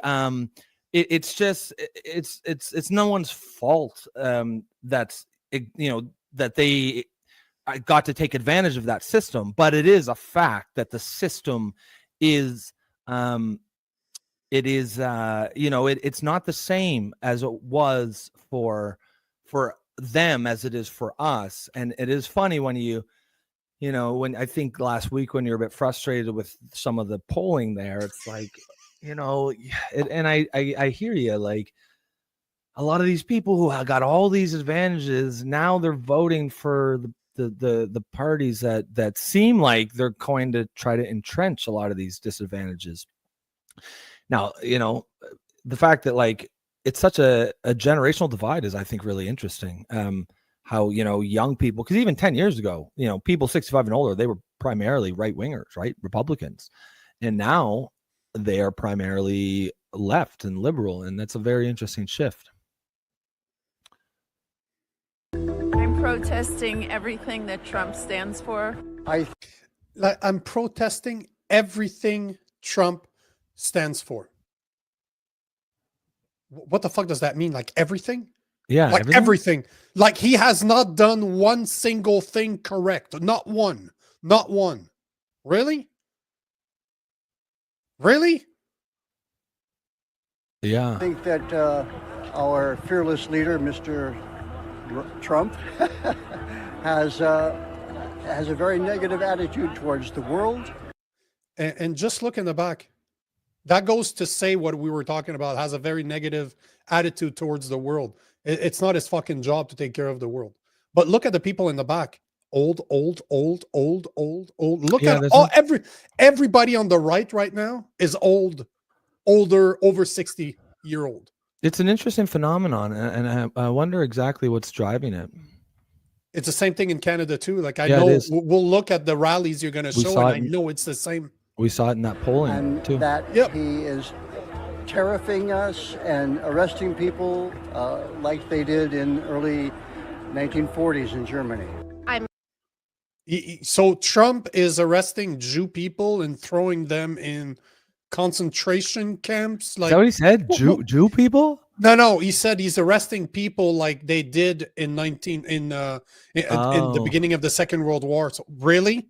Well, Really? yeah, So Trump is going left, right, and center and throwing people in concentration camp because they're what, Jewish? Well, that's a little. Yeah, it's not at all the same thing. Trump is like rounding up people who are here illegally. Again, you might not agree with that, but that is completely different from rounding up people because of their ethnicity. And then once Trump has rounded them up, he deports them, whereas he isn't herding them into gas chambers to be murdered. So again, it's not really an accurate comparison. Professor, and I'm especially concerned about higher education and cuts to science. Well, I am protesting the fascist regime, the deconstruction of our constitutional rights and our government. We've been taken over by a bunch of robber barons. That 40-year-old is the youngest guy there. But please explain to me, what rights have you lost as an American in the past 10 weeks? Please explain to me what rights have you lost? Well, this is it's Tony G says, what news are they watching? Yeah, Tony, I suspect that's kind of what it is. There's some major just behavioral patterns that is generational. For example, most people 45 and younger aren't watching mainstream news. And most people 60 plus, they are. And it's pretty clear that mainstream media has a pretty serious hate on for Trump. So if that is your primary news source that you're consuming, of course there's going to be a lot of sort of Trump derangement syndrome. And I think, and I'm not, again, I want to make clear, I'm no Trump supporter or fan by any stretch. I don't particularly like the guy. I keep going back to like what Jason said when he was asked who he would have, or who he voted for, who he wanted to win. He said, I didn't want Trump to I think he said I didn't vote for Trump and I hate that he won, but I'm really glad Kamal lost. That's kind of how I feel. I don't think Trump's, I think there's some serious flaws in his leadership style and just intellectual curiosity about the world that make him not ideal. However, I'm not also going to be, just absolutely blind and just attack every single thing he does just because he does it. We've criticized him here for things he's done, but also we've said, okay, that's not a bad thing that he's done. With regards to the tariffs, again, I said yesterday, I don't think it's what I would have done if I was president, but at least he's doing something. At least, he's putting his chips in the middle and he's doing something. And that's more you can say for any politician on the left or the right of the last 20 years. And our government. We've been taken over by a bunch of robber barons who are trying to take away all of our rights, benefits, and liberty. We want to. Like, again, what rights have you lost? What liberties have you lost? What have you lost? Like, seriously, what have you lost? It's did you notice they all use the same words? They all repeat the same stuff. So obviously there's an indoctrination happening right now. And clearly it must be from the media that they're looking at. But what rights is none of them seems to be able to explain. We are no longer capable of doing this, or this. Which one is it? And they're all above 60 again, except for the guy in the white beard, the guy in the beard, sorry. And he was 45. Like he was 45 or 50 for sure. So it's interesting, yeah. I mean, it does make you wonder, like everything that we're saying, I'm hearing so far, it's not factually backed up. It doesn't make you wonder where they're getting their news from. And I guess, we've talked about just a few minutes ago, mainstream media. Memorino says, I drove by one of those protests last week in a small American city that I live in, and you are right. Most of the ones protesting were old or younger purple-haired types. Yeah, so that's your Democratic Party right now. The purple-haired weirdos and the 60 plus crowd. And it's they make a strange alliance for sure. They do make strange alliances. Yeah, strange bedfellows for sure. Also, I feel like as I'm sitting here, I do want to clarify, just in case my girlfriend's parents are listening. They're both lovely people. I've only used that example because my parents are the same. They've got a beautiful home on nice. And you're red as a By the way, your face right now matches my shirt. I like. Yeah. I'm thinking, oh shit, yeah, I should clarify that. My parents are the same, had decent middle class jobs, but by no means like upper class jobs, and they have beautiful home that's been able to fund a lifestyle, and I again, that isn't their fault. I would have taken advantage of that system if that was available to me as well, but it is just an example of how it is. Times are different, times have changed, and it is. As younger people, sometimes, that's the classic, the old people like, why don't you just pull yourself up from your bootstraps, young man, young lady?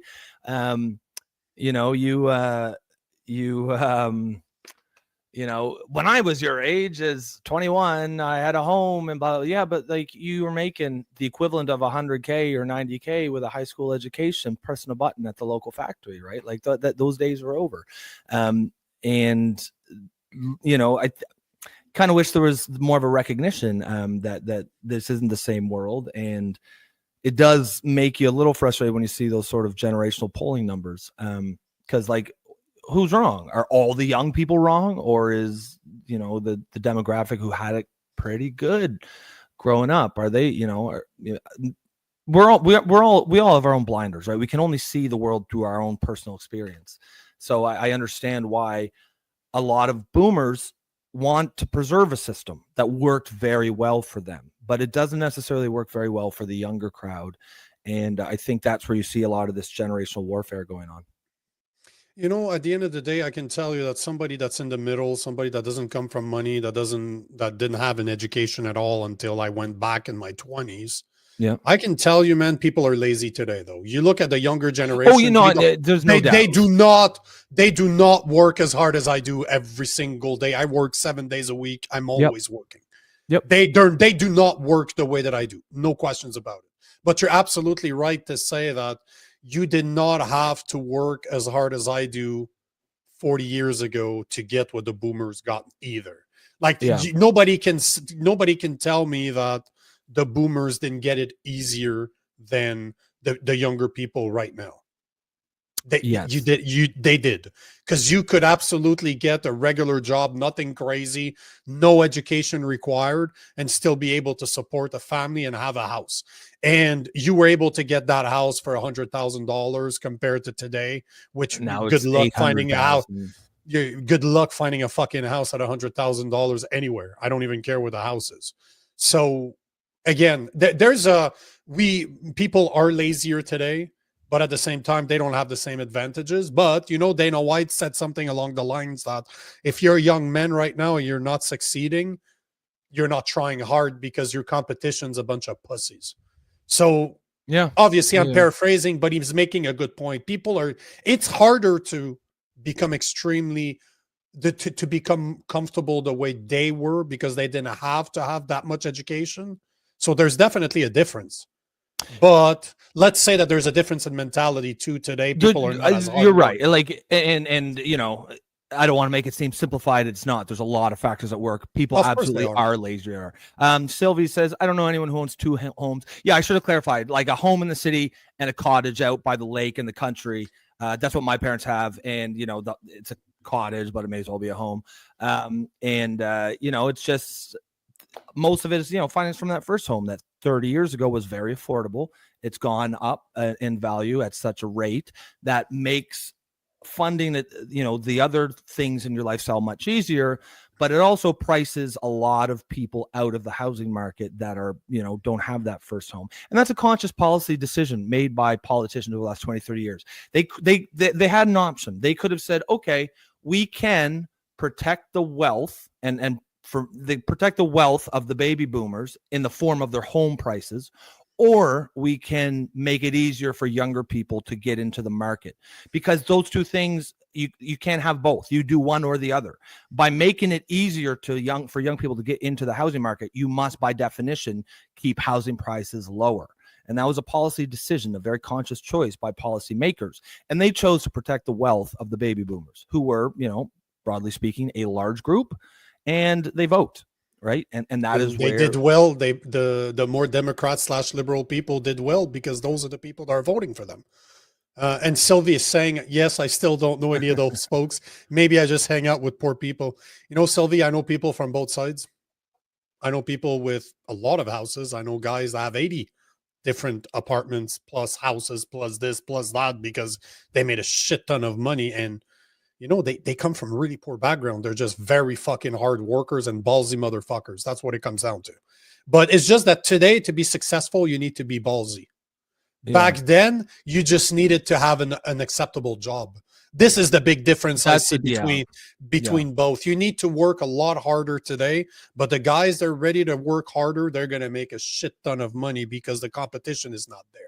When back in those days, you did not have to work that hard. You could work your 40 hours a day, a week. 40 hours in a middle class job, have a nice home, 2 cars, vacations. Yeah. Now a middle class job will mean you can afford rent at a nicer apartment, and you own a decent car. That's basically it. It's times have definitely 100%. changed. Many will flip as well, as Sylvie says, and you're absolutely right. It's a business, right? Flipping houses is a way you can make a shit ton of money. Absolutely. You want to take that one? Yeah, Tony says, I know some Gen Xers that own a few homes, but they were smart with money and got into finance young. My mom never owned a home. My boomer in-laws walked away from a mortgage in the 80s and started over to buy another house in the 90s. Yeah, I mean, a lot of the wealth of boomers comes from their appreciation of housing prices, right? They bought homes 20 years ago, 30 years ago, when you could, a home, depending on, the city, if you got in the city is obviously different, but a relatively large city, maybe you could get it $200,000 20, 30 years ago, and now it's worth 1.2 million or something. And then of course, as that increases your net worth, increases the wealth of the family, and then you can use that, you can refinance that based on the new value, fund all kinds of other lifestyle things. And that's the housing price is the crux of all of it. But by allowing, and when I say it's a conscious policy decision, a lot of it is just to make, apply so many regulations, make it so hard to build new, that we're just not building near. If you could snap your fingers and have 1 million new homes in Canada right now, housing prices would go down through the roof, or through the floor. Sorry. It's literally mostly about supply and demand. They've consciously made it hard to build more housing, so that in order to protect the value of homeowners.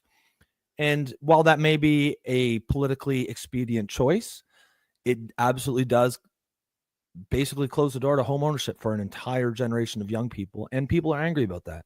People see that might be why the young people are so conservative, because they're getting exposed to exactly what you're saying. That might be one of the biggest driver. In my opinion, it is one of the biggest drivers. I agree. Because at the end of the day, what's really moved, the difference between left and right politics of the last 20 years has been the culture war stuff, right? Abortion, guns, gay rights, blah, blah, blah. And they've been doing that to keep us distracted, but none of that shit matters if you can't afford a fucking home. If you can't afford a home, you don't give a shit about what someone's position on a culture war issue is. You're just going to say, fuck this system. It's not working for me, and I want something else. Now, of course, if you're in the protected class, the class whose value and whose worth and net wealth was protected, then you like that system. And I don't even mean that boomers are doing it maliciously. I don't think they see it as a oh yeah, we're really going to fuck our kids and grandkids over. I think they just see, well, this system worked well. It worked well for me. It will work well for them. And I don't think they're really understanding that it is not working well for us. And that is, I think you're absolutely right. I think that's a big factor why you have this generational divide of people. It isn't even about left and right. It's about people who want to protect the system or the status quo versus people who are saying it's not working for me. But at the same time, it's pretty ironic because the same people that are telling us that the system's broken, that it needs to be fixed. It's very ironic. You have a guy like Trump that comes in that's trying to do exactly that. No! He's a dictator. He's a fascist. So it is so ironic to me. They're to see that. The left is a bit schizophrenic these days. A bit? Hey, fuck, you're a lot more polite than I would be, but as Sylvie's saying, my parents never owned a home, and my mom was a stay-at-home mom, 3 kids. My dad worked hard. And we've had, I think it's the first time you're on the show, at least it's the first time you comment on the show. One thing, it's interesting because we talked about that, Rob and I don't remember if we did it on camera or we did it off air, but I come from an engineering background, and I quit my job when they asked me to get vaccinated. I didn't do it. I left my career. So I lost a lot of fucking money making this decision. But the point is that now I'm looking at raising a family, and I'm looking at what my options are. And I'm like, okay, I have a potential to make more money than I used to. I don't right now, but I know eventually I will make more. But do I go to a place where I buy a single house, live alone there with my family, or I do that multi-generational house where I want my wife's parents to live with us, to help us with the family, to be close to, because I've got to experience what it was to have a family, and I never had that before. I've never experienced a close-knit family until I married into one. So, Sylvie, you're saying that my parents never owned a home, and my mom was a stay-at-home mom, 3 kids. My dad worked hard. I don't know if who's winning right now is the people that have, like Rob, that have 2 houses. Are they, like his parents, are they winning? Or somebody like you? My main goal is to make sure my wife does not have to work, that she can stay home with the kids if that's what she wants to do. I want her to be able to do that. And because I run my own business, you'll start seeing me one day in a few months where I'm going to be recording podcasts, and my son's going to be strapped to my chest sleeping, and I'll be doing what I'm doing right now. Like I can do this from anywhere we want. That's the beauty of what we're doing. It has the potential to do that. But what do I prioritize? Do I prioritize having things, or do I prioritize having less but more freedom to spend with my family, or give the opportunity to my wife to stay home and raise the kids, to pay for tutors so that my kids never go through the education system? So, I get what you're saying, Sylvie, and I don't know if I would take what your parents did over what Rob parents did. And I'm not saying it's wrong. I'm not saying either is wrong or either is right, but I'm literally in that mental debate right now to see where the fuck should we go with this, because we have the potential of doing either. Yeah, no, and that's either. Either. Yeah, either. Yeah. Yeah, and that's it's just interesting, right? And there's no wrong in this. It's really a personal choice, but I'd rather have one car, a smaller house, and be able to spend more time with my kids. I'm at that age where I've made a lot of money and I've lost it all because of my decisions that I took during COVID. And now I'm like, okay, I have the potential of doing both. What would I like better? Working more and going back and really making it about money, or finding a place where I can make enough money to afford a smaller house, one car instead of 2, maybe live with my in-laws because we like each other. We want to live with each other. They want to be close to our kids. Like, I'm ready. To me, it's not even a sacrifice. It's just, where do I align? And I think this is the generation, we are in the generation that needs to have those discussions. Do we want more stuff?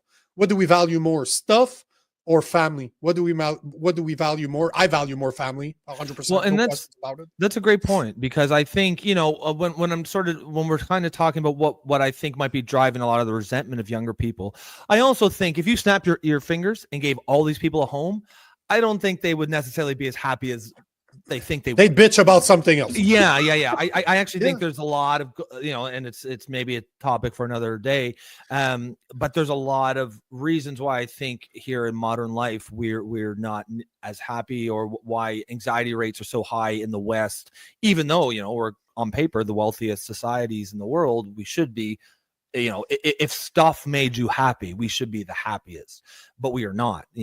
Our depression rates, our anxiety rates, our unhappiness levels are just through the roof. And I think there's a lot deeper problems going on, kind of related to just the breakdown of community bonds, family units specifically. And that won't be addressed by owning a home.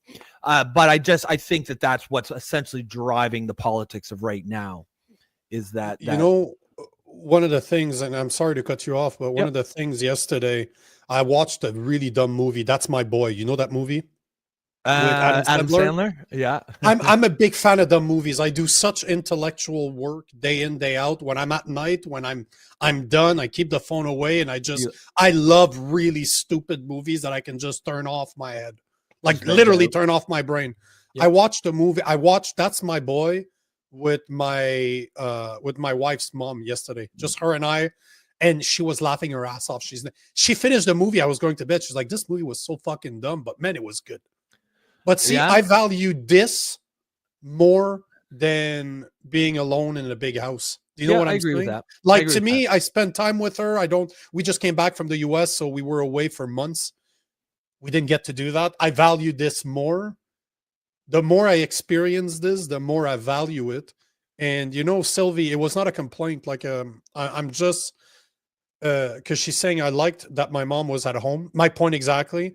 I feel sad for my dad, gone now, but he always wanted to own his own home. Yeah. And it never happened. But I can tell you something from the sound of it, and I'm going to assume here, but he was a man's man. He did what needed to be done in order to take care of his family. That's what we do. Yep. I will sacrifice everything so that my wife can stay with our kids and have the life she wants to have, because that's my job as a man, no questions about it. So as much as I understand where you're coming from, I guarantee you, if you had the chance to ask him, he'd do it again if that meant that you guys were good. So that's what men do, right? That's what we do. Yep, absolutely. Thanks for by the way, Sylvie, thanks for those type of comments. I love personal comments like that. I love to be able to talk about our personal life if we want to. And thank you for opening up, because this is what this show's all about, right? We want to be able to talk. We have very smart commenters. The people that follow us, that follow this show, are fucking smart. I kind of wonder. I had to put books in my background to make it try to trick them. Yeah, I'm smart too. Yeah, I'm smart too, guys. I'm smart too. But we've said, we'll say a lot of times, we're not just creating a show here. We're trying to create a community, and we're it seems like you fit right in, Sylvie. So hopefully we see a little more of you. Tony says, Nico, I made money so my wife could stay home for 10 years and raise the kids. Our only regret was putting them in public schools. With this economy now, we could never have done that, as my work has decreased by at least 50%. Yeah, and I think that's the thing is, as Nico was talking about a few minutes ago, like, we have to make a choice. Do you want all the stuff? The difference is now, today you have to make that choice, because if you want that lifestyle, both parents pretty much have to work, and you're going to have to be away from your kids. Whereas I think 30 years ago, you could probably do it on one salary, right? You didn't have to make that choice. You could have a lot of stuff, and, one of you, probably the mother, would stay home with the kids, and you have that sort of more traditional family dynamic. And I think, again, that I think is driving a lot of resentment too, because a lot of people, that lifestyle is sort of out of reach. It's almost like, if you want the stuff, you have to basically kill yourself and neglect your family, really. And that's a choice a lot of people are not happy about having to make. And I actually think that more people will be happier if they did away with the stuff portion and just focus on family.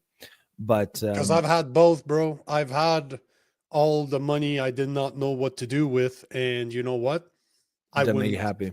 I would never go back. I would much rather make a lot less money like I'm doing right now and have the freedom to work from home, to make my own schedule, to be with my wife anytime I want to, be around my future kids anytime I want to. I would not would not trade that off. I'd much rather live in a basement somewhere with a okay, sure. If it's cheaper for me to live in a basement somewhere than afford a house, no problem. But that means I can stay with my kids and invest that money in them instead. I take that a million times. I don't care about stuff. I'm not somebody that cares about this shit anymore. So. Yeah, that's a great point. But that's a personal choice. But that's a personal choice, right? That's I would much rather be having a massive house and one salary. Believe me, if you gave me all those options, you wouldn't say no to $1 million a year.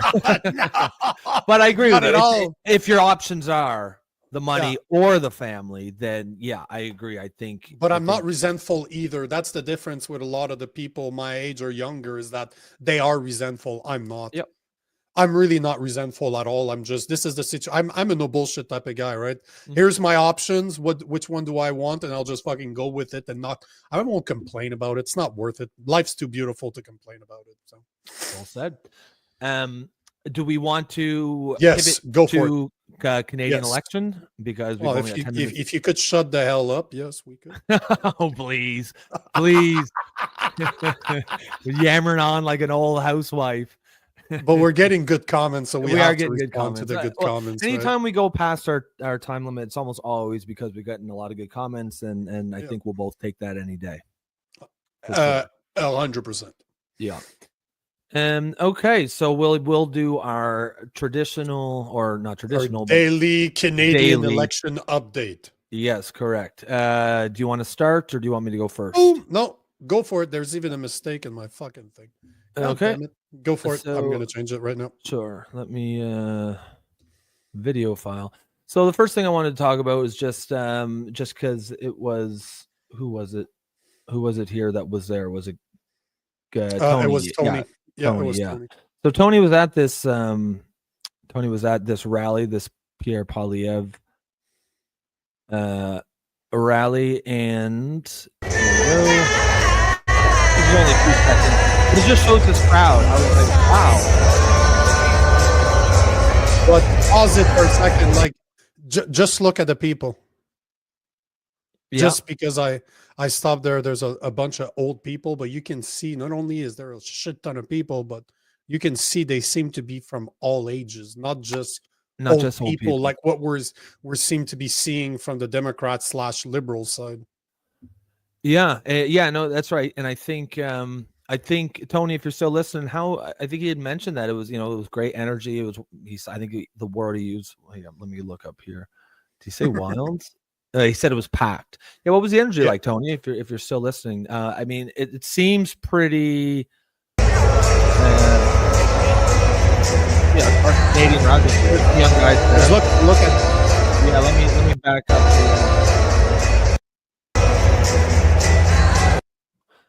Definitely got a couple of young fellas right here. So, in general, pretty a younger crowd. And go back to your sort of question of the day, which was, if you guys remember, it was the you can't remember it. Crowd sizes. Does crowd size matter versus, I guess, polling? And we're gonna find out here in about just under 3 weeks, but I feel like it has to. I think, and the thing that, I mean, you could say, okay, well, sure, Edmonton, Alberta, traditionally conservative, but I live in the East Coast. I live in New Brunswick, and Poilievre was here, and the East Coast is traditionally liberal, and he got, not this many. I think this is between 12 and 15,000 people. Those are the numbers I've seen. I've seen anywhere from 12 to 15 for the one yesterday. Yeah. Yeah, so I think that, I think now, again, East Coast is not going to get that many, but it was a surprising amount. It was like a packed house. And, I think there's got to be something that the polling numbers are not picking up. Now, do I think it's pretty close? Yeah, I think it's probably neck and neck. But the polling numbers don't necessarily the polling numbers makes it sound like a landslide by Kearney, right? Yep. Right now, that's what the last pollings I've seen are all saying that Poilievre is getting his ass kicked. And as per yesterday, it was over 15,000 people rallied in Edmonton, because that was in Edmonton yesterday, what you just showed, right? Yeah, that was And he Edmonton. was introduced by the old premier, Prime Minister Harper, if I'm not mistaken. Harper Yes, yeah, introduced him. Harper endorsed him. Yeah. And he said something interesting. I thought, he was like saying that our problems are not created by Trump. I obviously the tariffs kind of hurt, but I think what he's saying is there's stuff kind of deeper that's going on more than just the tariffs. Well, I mean, as remember we covered it when the reciprocal tariff day, Canada, we didn't get any. So it really took away an attack point, right? That really sort of hurt what Carney was going to be. Carney was going to be. I think we had mentioned, we were like, it'll be interesting to see what Carney does now, because that was his thing that he was gonna use to attack Poilievre with, but now that's gone. He hasn't stopped. He's still doubling down on tariffs and the big bad orange man. He's still continuing. I was still commenting on his stuff this morning, and I think one of the posts has hundreds of likes and reposts, and all I said is, you're still going on with this? Can you imagine if you actually had to campaign for a change? And it's insane, right, that they're still pushing that bullshit of Trump and his tariff. Bro, your party destroyed the economy for the past 10 years. The guy, the bad orange man's been in power for 10 weeks. And it's his fault. Our inflation, or 33% inflation over the past 10 years, is somehow Trump's fault from 2 presidents ago? Is that the way it works? Like, come on, fuck off. Let's be honest here. You're just using him to scare the shit out of people to push your globalist agenda. Like, let's be honest here. Oh yeah. It's not whether you like Trump or hate him. Like, Canada's got a lot of bigger problems than just him. Why is our economy literally stagnated for 9 years? It is at the exact same place as it was. Our GDP is the exact same place it was 9 years ago. Coincidence. It's a coincidence. Yeah, complete coincidence. It's because we envisioned Trump was going to get in power. Yes, we could see it coming, and we wanted something to attack him with. It's preemptive. Yes. Yep. Tony G, the energy was good. People like to blabber. So this is about the rally last night. People like to blabber, so I had a hard time hearing Pierre and Harper. There were all types of people, young, old, families, black and brown. The issue I had was it was all the same rhetoric and no variation. Yeah, I think a lot of times you're going to get just the canned political speech, right? Once in a while they might throw something new out there, but for the most part, I think you're mostly going to get the same old. And I agree. That's kind of, you're probably sitting there like, I left my home for this. But it's interesting that Tony says, young people, old people, families, black people, brown people. So, it certainly is a diverse coalition right now for Poilievre. Look at this. This is the rally that happened in Richmond. Wow. This is Poilievre? Yes. Oh, no, this is Carney. This is Carney. Okay. It's a bit of a difference in size, right? Oh yeah, that's just a room. Whereas Poilievre had like a stadium, a hangar. Like, no, it looked like a hangar. A hangar. You're right. Correct me if I'm wrong, Tony, but it looks like an airplane hangar. Yeah. Where was that? Like. It was in Edmonton. The one we saw was in Edmonton. This was in Richmond. So yeah. So that looks like if that's just a room, that looks like what, 1,000 people. If I had to guess, yeah, I'm not even sure there's 1,000 people there, but if I had to guess, I'd say 1,000 people. Yeah. And that whoever's taking the picture is as far back as possible. There's no one behind them for sure. Oh no, but you can tell, like, right here, there's spaces. Like right here, there's nobody right there. So you're absolutely right. They're at the back of the room. Like, yes. Yeah. No, that's a big warehouse and an industrial park. Yeah, that interesting.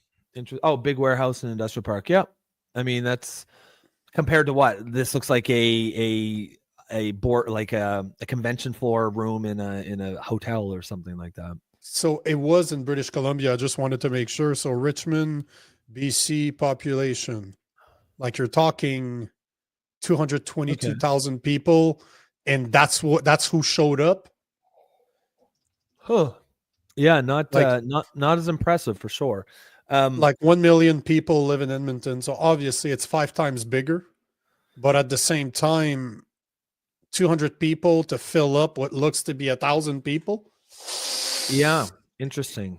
It's And again. that's a liberal. Let's be honest here. The BC ain't fucking right wing. No, Like, let's be honest here. It's NDP territory, so it's very liberal. as Very right. fucking liberal. That's right. As right as Alberta is, BC is left. Yes. So it's not like Carney walked in Alberta. Now, do I expect Carney to draw a 50,000 people crowd in Edmonton? Fuck no. Not gonna happen. Ain't gonna happen. No, Like, no. no, I don't think so. But 1,000, what looks like 1,000 people in Richmond, BC, that ain't good.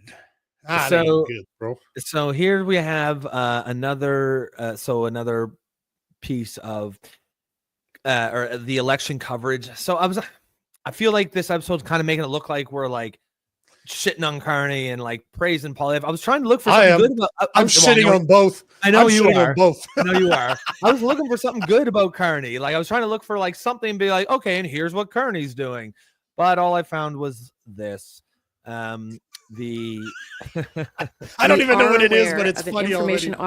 So this is so this is a press conference that I'm not sure exactly what branch of government this was, but it is essentially warning us that the Chinese Communist Party has a favorite in this election, and it is Mark Carney. We are aware of an information operation targeting the 45th general election on the social media platform WeChat. The information operation was launched by Yoli Yomien, WeChat's most popular news account. Intelligence reporting links the Yoli Yomien account to the PRC, Chinese Communist Party's Central Political and Legal Affairs Commission. The content of this information operation contains story about the Prime Minister, Liberal Party of Canada leader, and candidate in Nepean, Mark Carney. This content has been amplified in a coordinated and inauthentic way.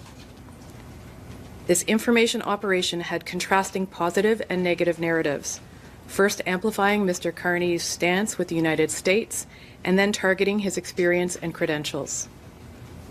The site task force assesses that the foreign state-backed information operation was intended to influence Canadian Chinese communities and look to mold perceptions about the candidate.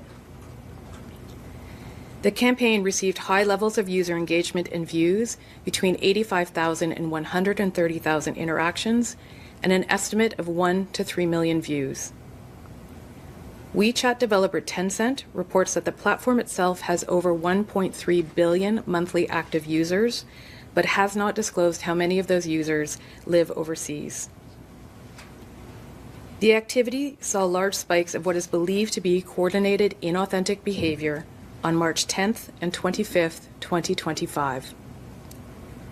Following increasing levels of engagement on the platform, the Liberal Party representative was briefed about the findings on April 6th. The site task force will be discussing this issue with Tencent, the developer of WeChat, later today to raise our concerns. All right. So, this is not boring speaker. Yeah. Jesus. Oh, super boring. This isn't Carney's fault. But I think it's important. Like, so basically what she's saying, so WeChat is the Chinese Twitter. It's essentially a massive platform used in the same way, the way that Twitter is sort of like the global public square. WeChat is for China. Now, they are not, essentially what she was saying, she was super boring.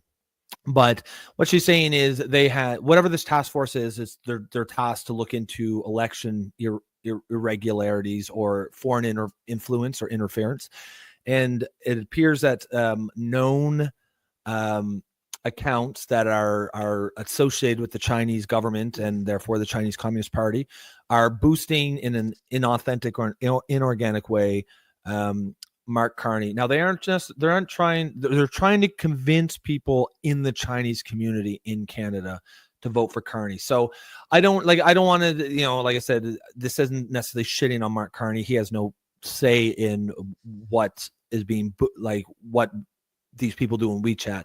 I think it's important though to realize what this shows is where the Chinese government's preferences, and if you are someone who is concerned about Chinese influence in Canada, in Canadian society, and Canadian politics, I think it's important to understand that for whatever reason, we don't know why they prefer Mark Carney. It's just, I guess it's enough to know that they do. I'm not saying Mark Carney is, working with the Chinese, he's disloyal or anything like that, but for whatever reason, they would prefer Carney be prime minister than Poilievre. And I think that's relevant information, especially if you have concerns with Chinese influence in our society.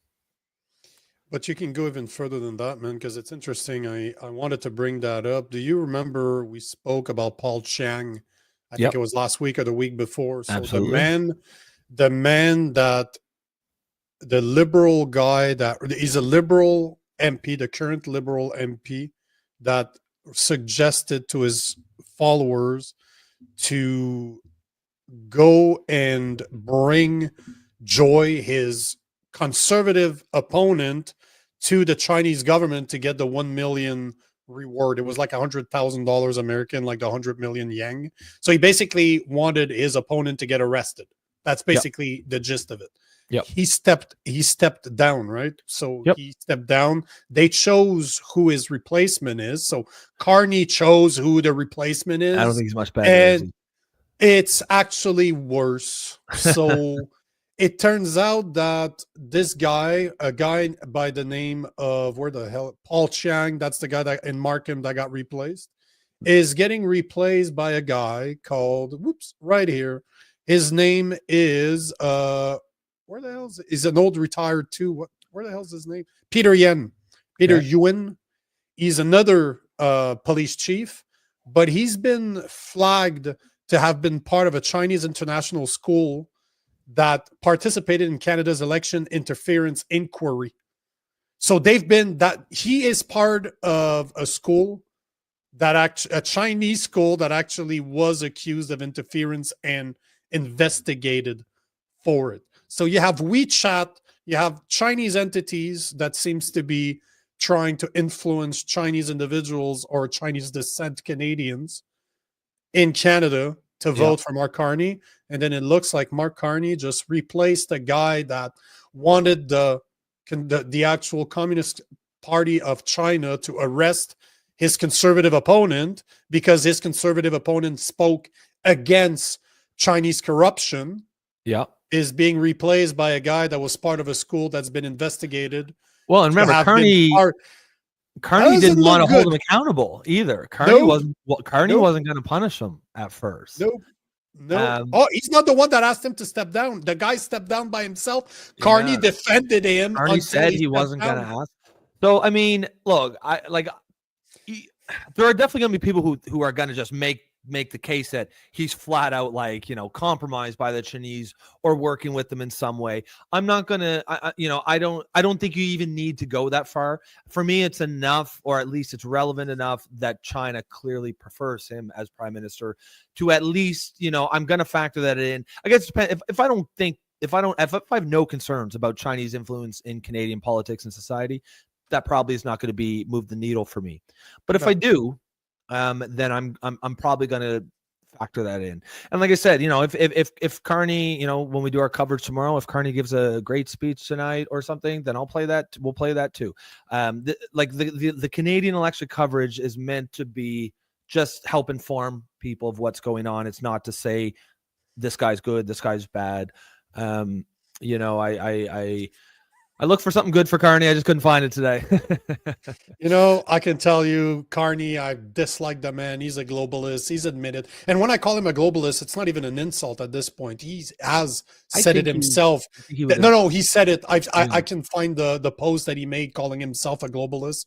He has ties to the WEF, and that's why they prefer him over another guy. But I don't think Poilievre is any better. Like, Poilievre, to me, is not a guy that puts Canada first either. So I bash them both. I will not be voting for any of them. I just hope that, you were talking about this at the beginning about voting, that you don't know who you're voting for right now. I can tell you, I'm not voting for either. Yeah. And I just wish, I've been saying this for years, and I wish Canada would have the balls to add a new voting option where it would simply be, I took the time to vote, but none of the people that are getting I kind as of an agree. option are wrong. I do not back any of the people. And I just would love for, because me not voting for Pierre Poilievre's not going to move the needle at all. No. Not at all. I'm not going to make a massive, I don't care how many people follow me. Even if they didn't vote for Poilievre, it wouldn't move the needle. Like most of my audience is American either way. They don't give a fuck about Canadian politics. But at the end of the day, I wish they would add another option to say, I'm not undecided. I want it to be clear to say, you people don't represent my interest. I will vote. I will go wait in line. I will cast my vote, but none of you represent my interest. Yep. None of you represent my interest. And I think there should be a threshold that if so much, let's call it 10%, because I am just thinking off the top of my head. If it reaches a certain amount, if 10% of the people or 15% of the people take the time out of their day to go cast their votes, but don't find anybody that represents them, we need to rethink about our system. Like there should be a threshold that it reaches a certain amount, and we got a problem. We got a problem. Else, it would just be newsworthy, 14% or 20%, or you'd be able to judge how disgusted people are with the system by that number. And I actually think that's a great idea.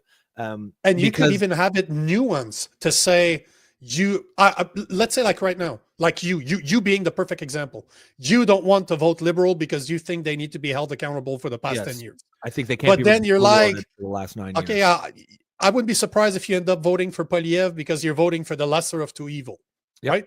Yep. I would love that option to say, you know what, two other options. One like me, I cannot condone neither of them, so I will not be voting for neither of them. That's my choice as a voter. But at the same time, I understand why somebody would vote for Poilievre. If you gave me a choice, if I had to choose one, I would choose Poilievre over Carney, but not because not because Poilievre represents me. No, if you put me in a situation I don't have a choice, I have to choose. This is who I would choose, but I'm choosing the lesser of two evil.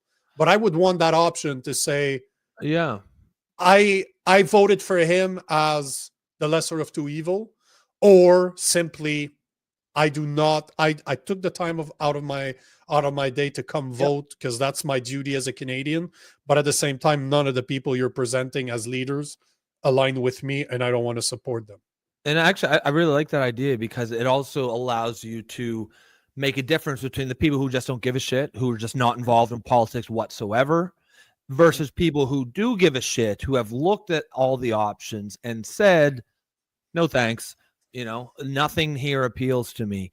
And I think that would be useful data to study that, to look at that number, see how that goes up by election. If that number keeps going up, then maybe policymakers might think, okay, something, we really need to change something. I actually really like that idea, to be honest. They should ask that in polls. If you want an honest poll, how many people, if you give them options, you just add the sixth option. There's 5 parties you can vote for right now. Add a 6. Is it 5? Yes, 6. It's 5. So add a 6th one that is none of them represent my interest. Plain and simple. Yeah, I think that's a great idea. What do you think? Do you got anything else on the election? Should we wrap this up? Yeah, no, we went only 12 minutes over, not too bad. But that's our average. 2 hours and 15 minutes is pretty bang on for what we do. So. Give or take. Yep. So guys, again, lots of engagements today, some new faces. Sylvie, great to see you. If you do like this show, please like and share, especially on X. That's the biggest way you can help us sort of promote the show. And again, you can, if you didn't have time to watch all of it or sit down, please subscribe to us on Spotify. You can get the audio version of this podcast. We put it up right after the show. Other than that, as always, you could have been here. You could have been anywhere in the world today, but you chose to be here with us, and we really appreciate that.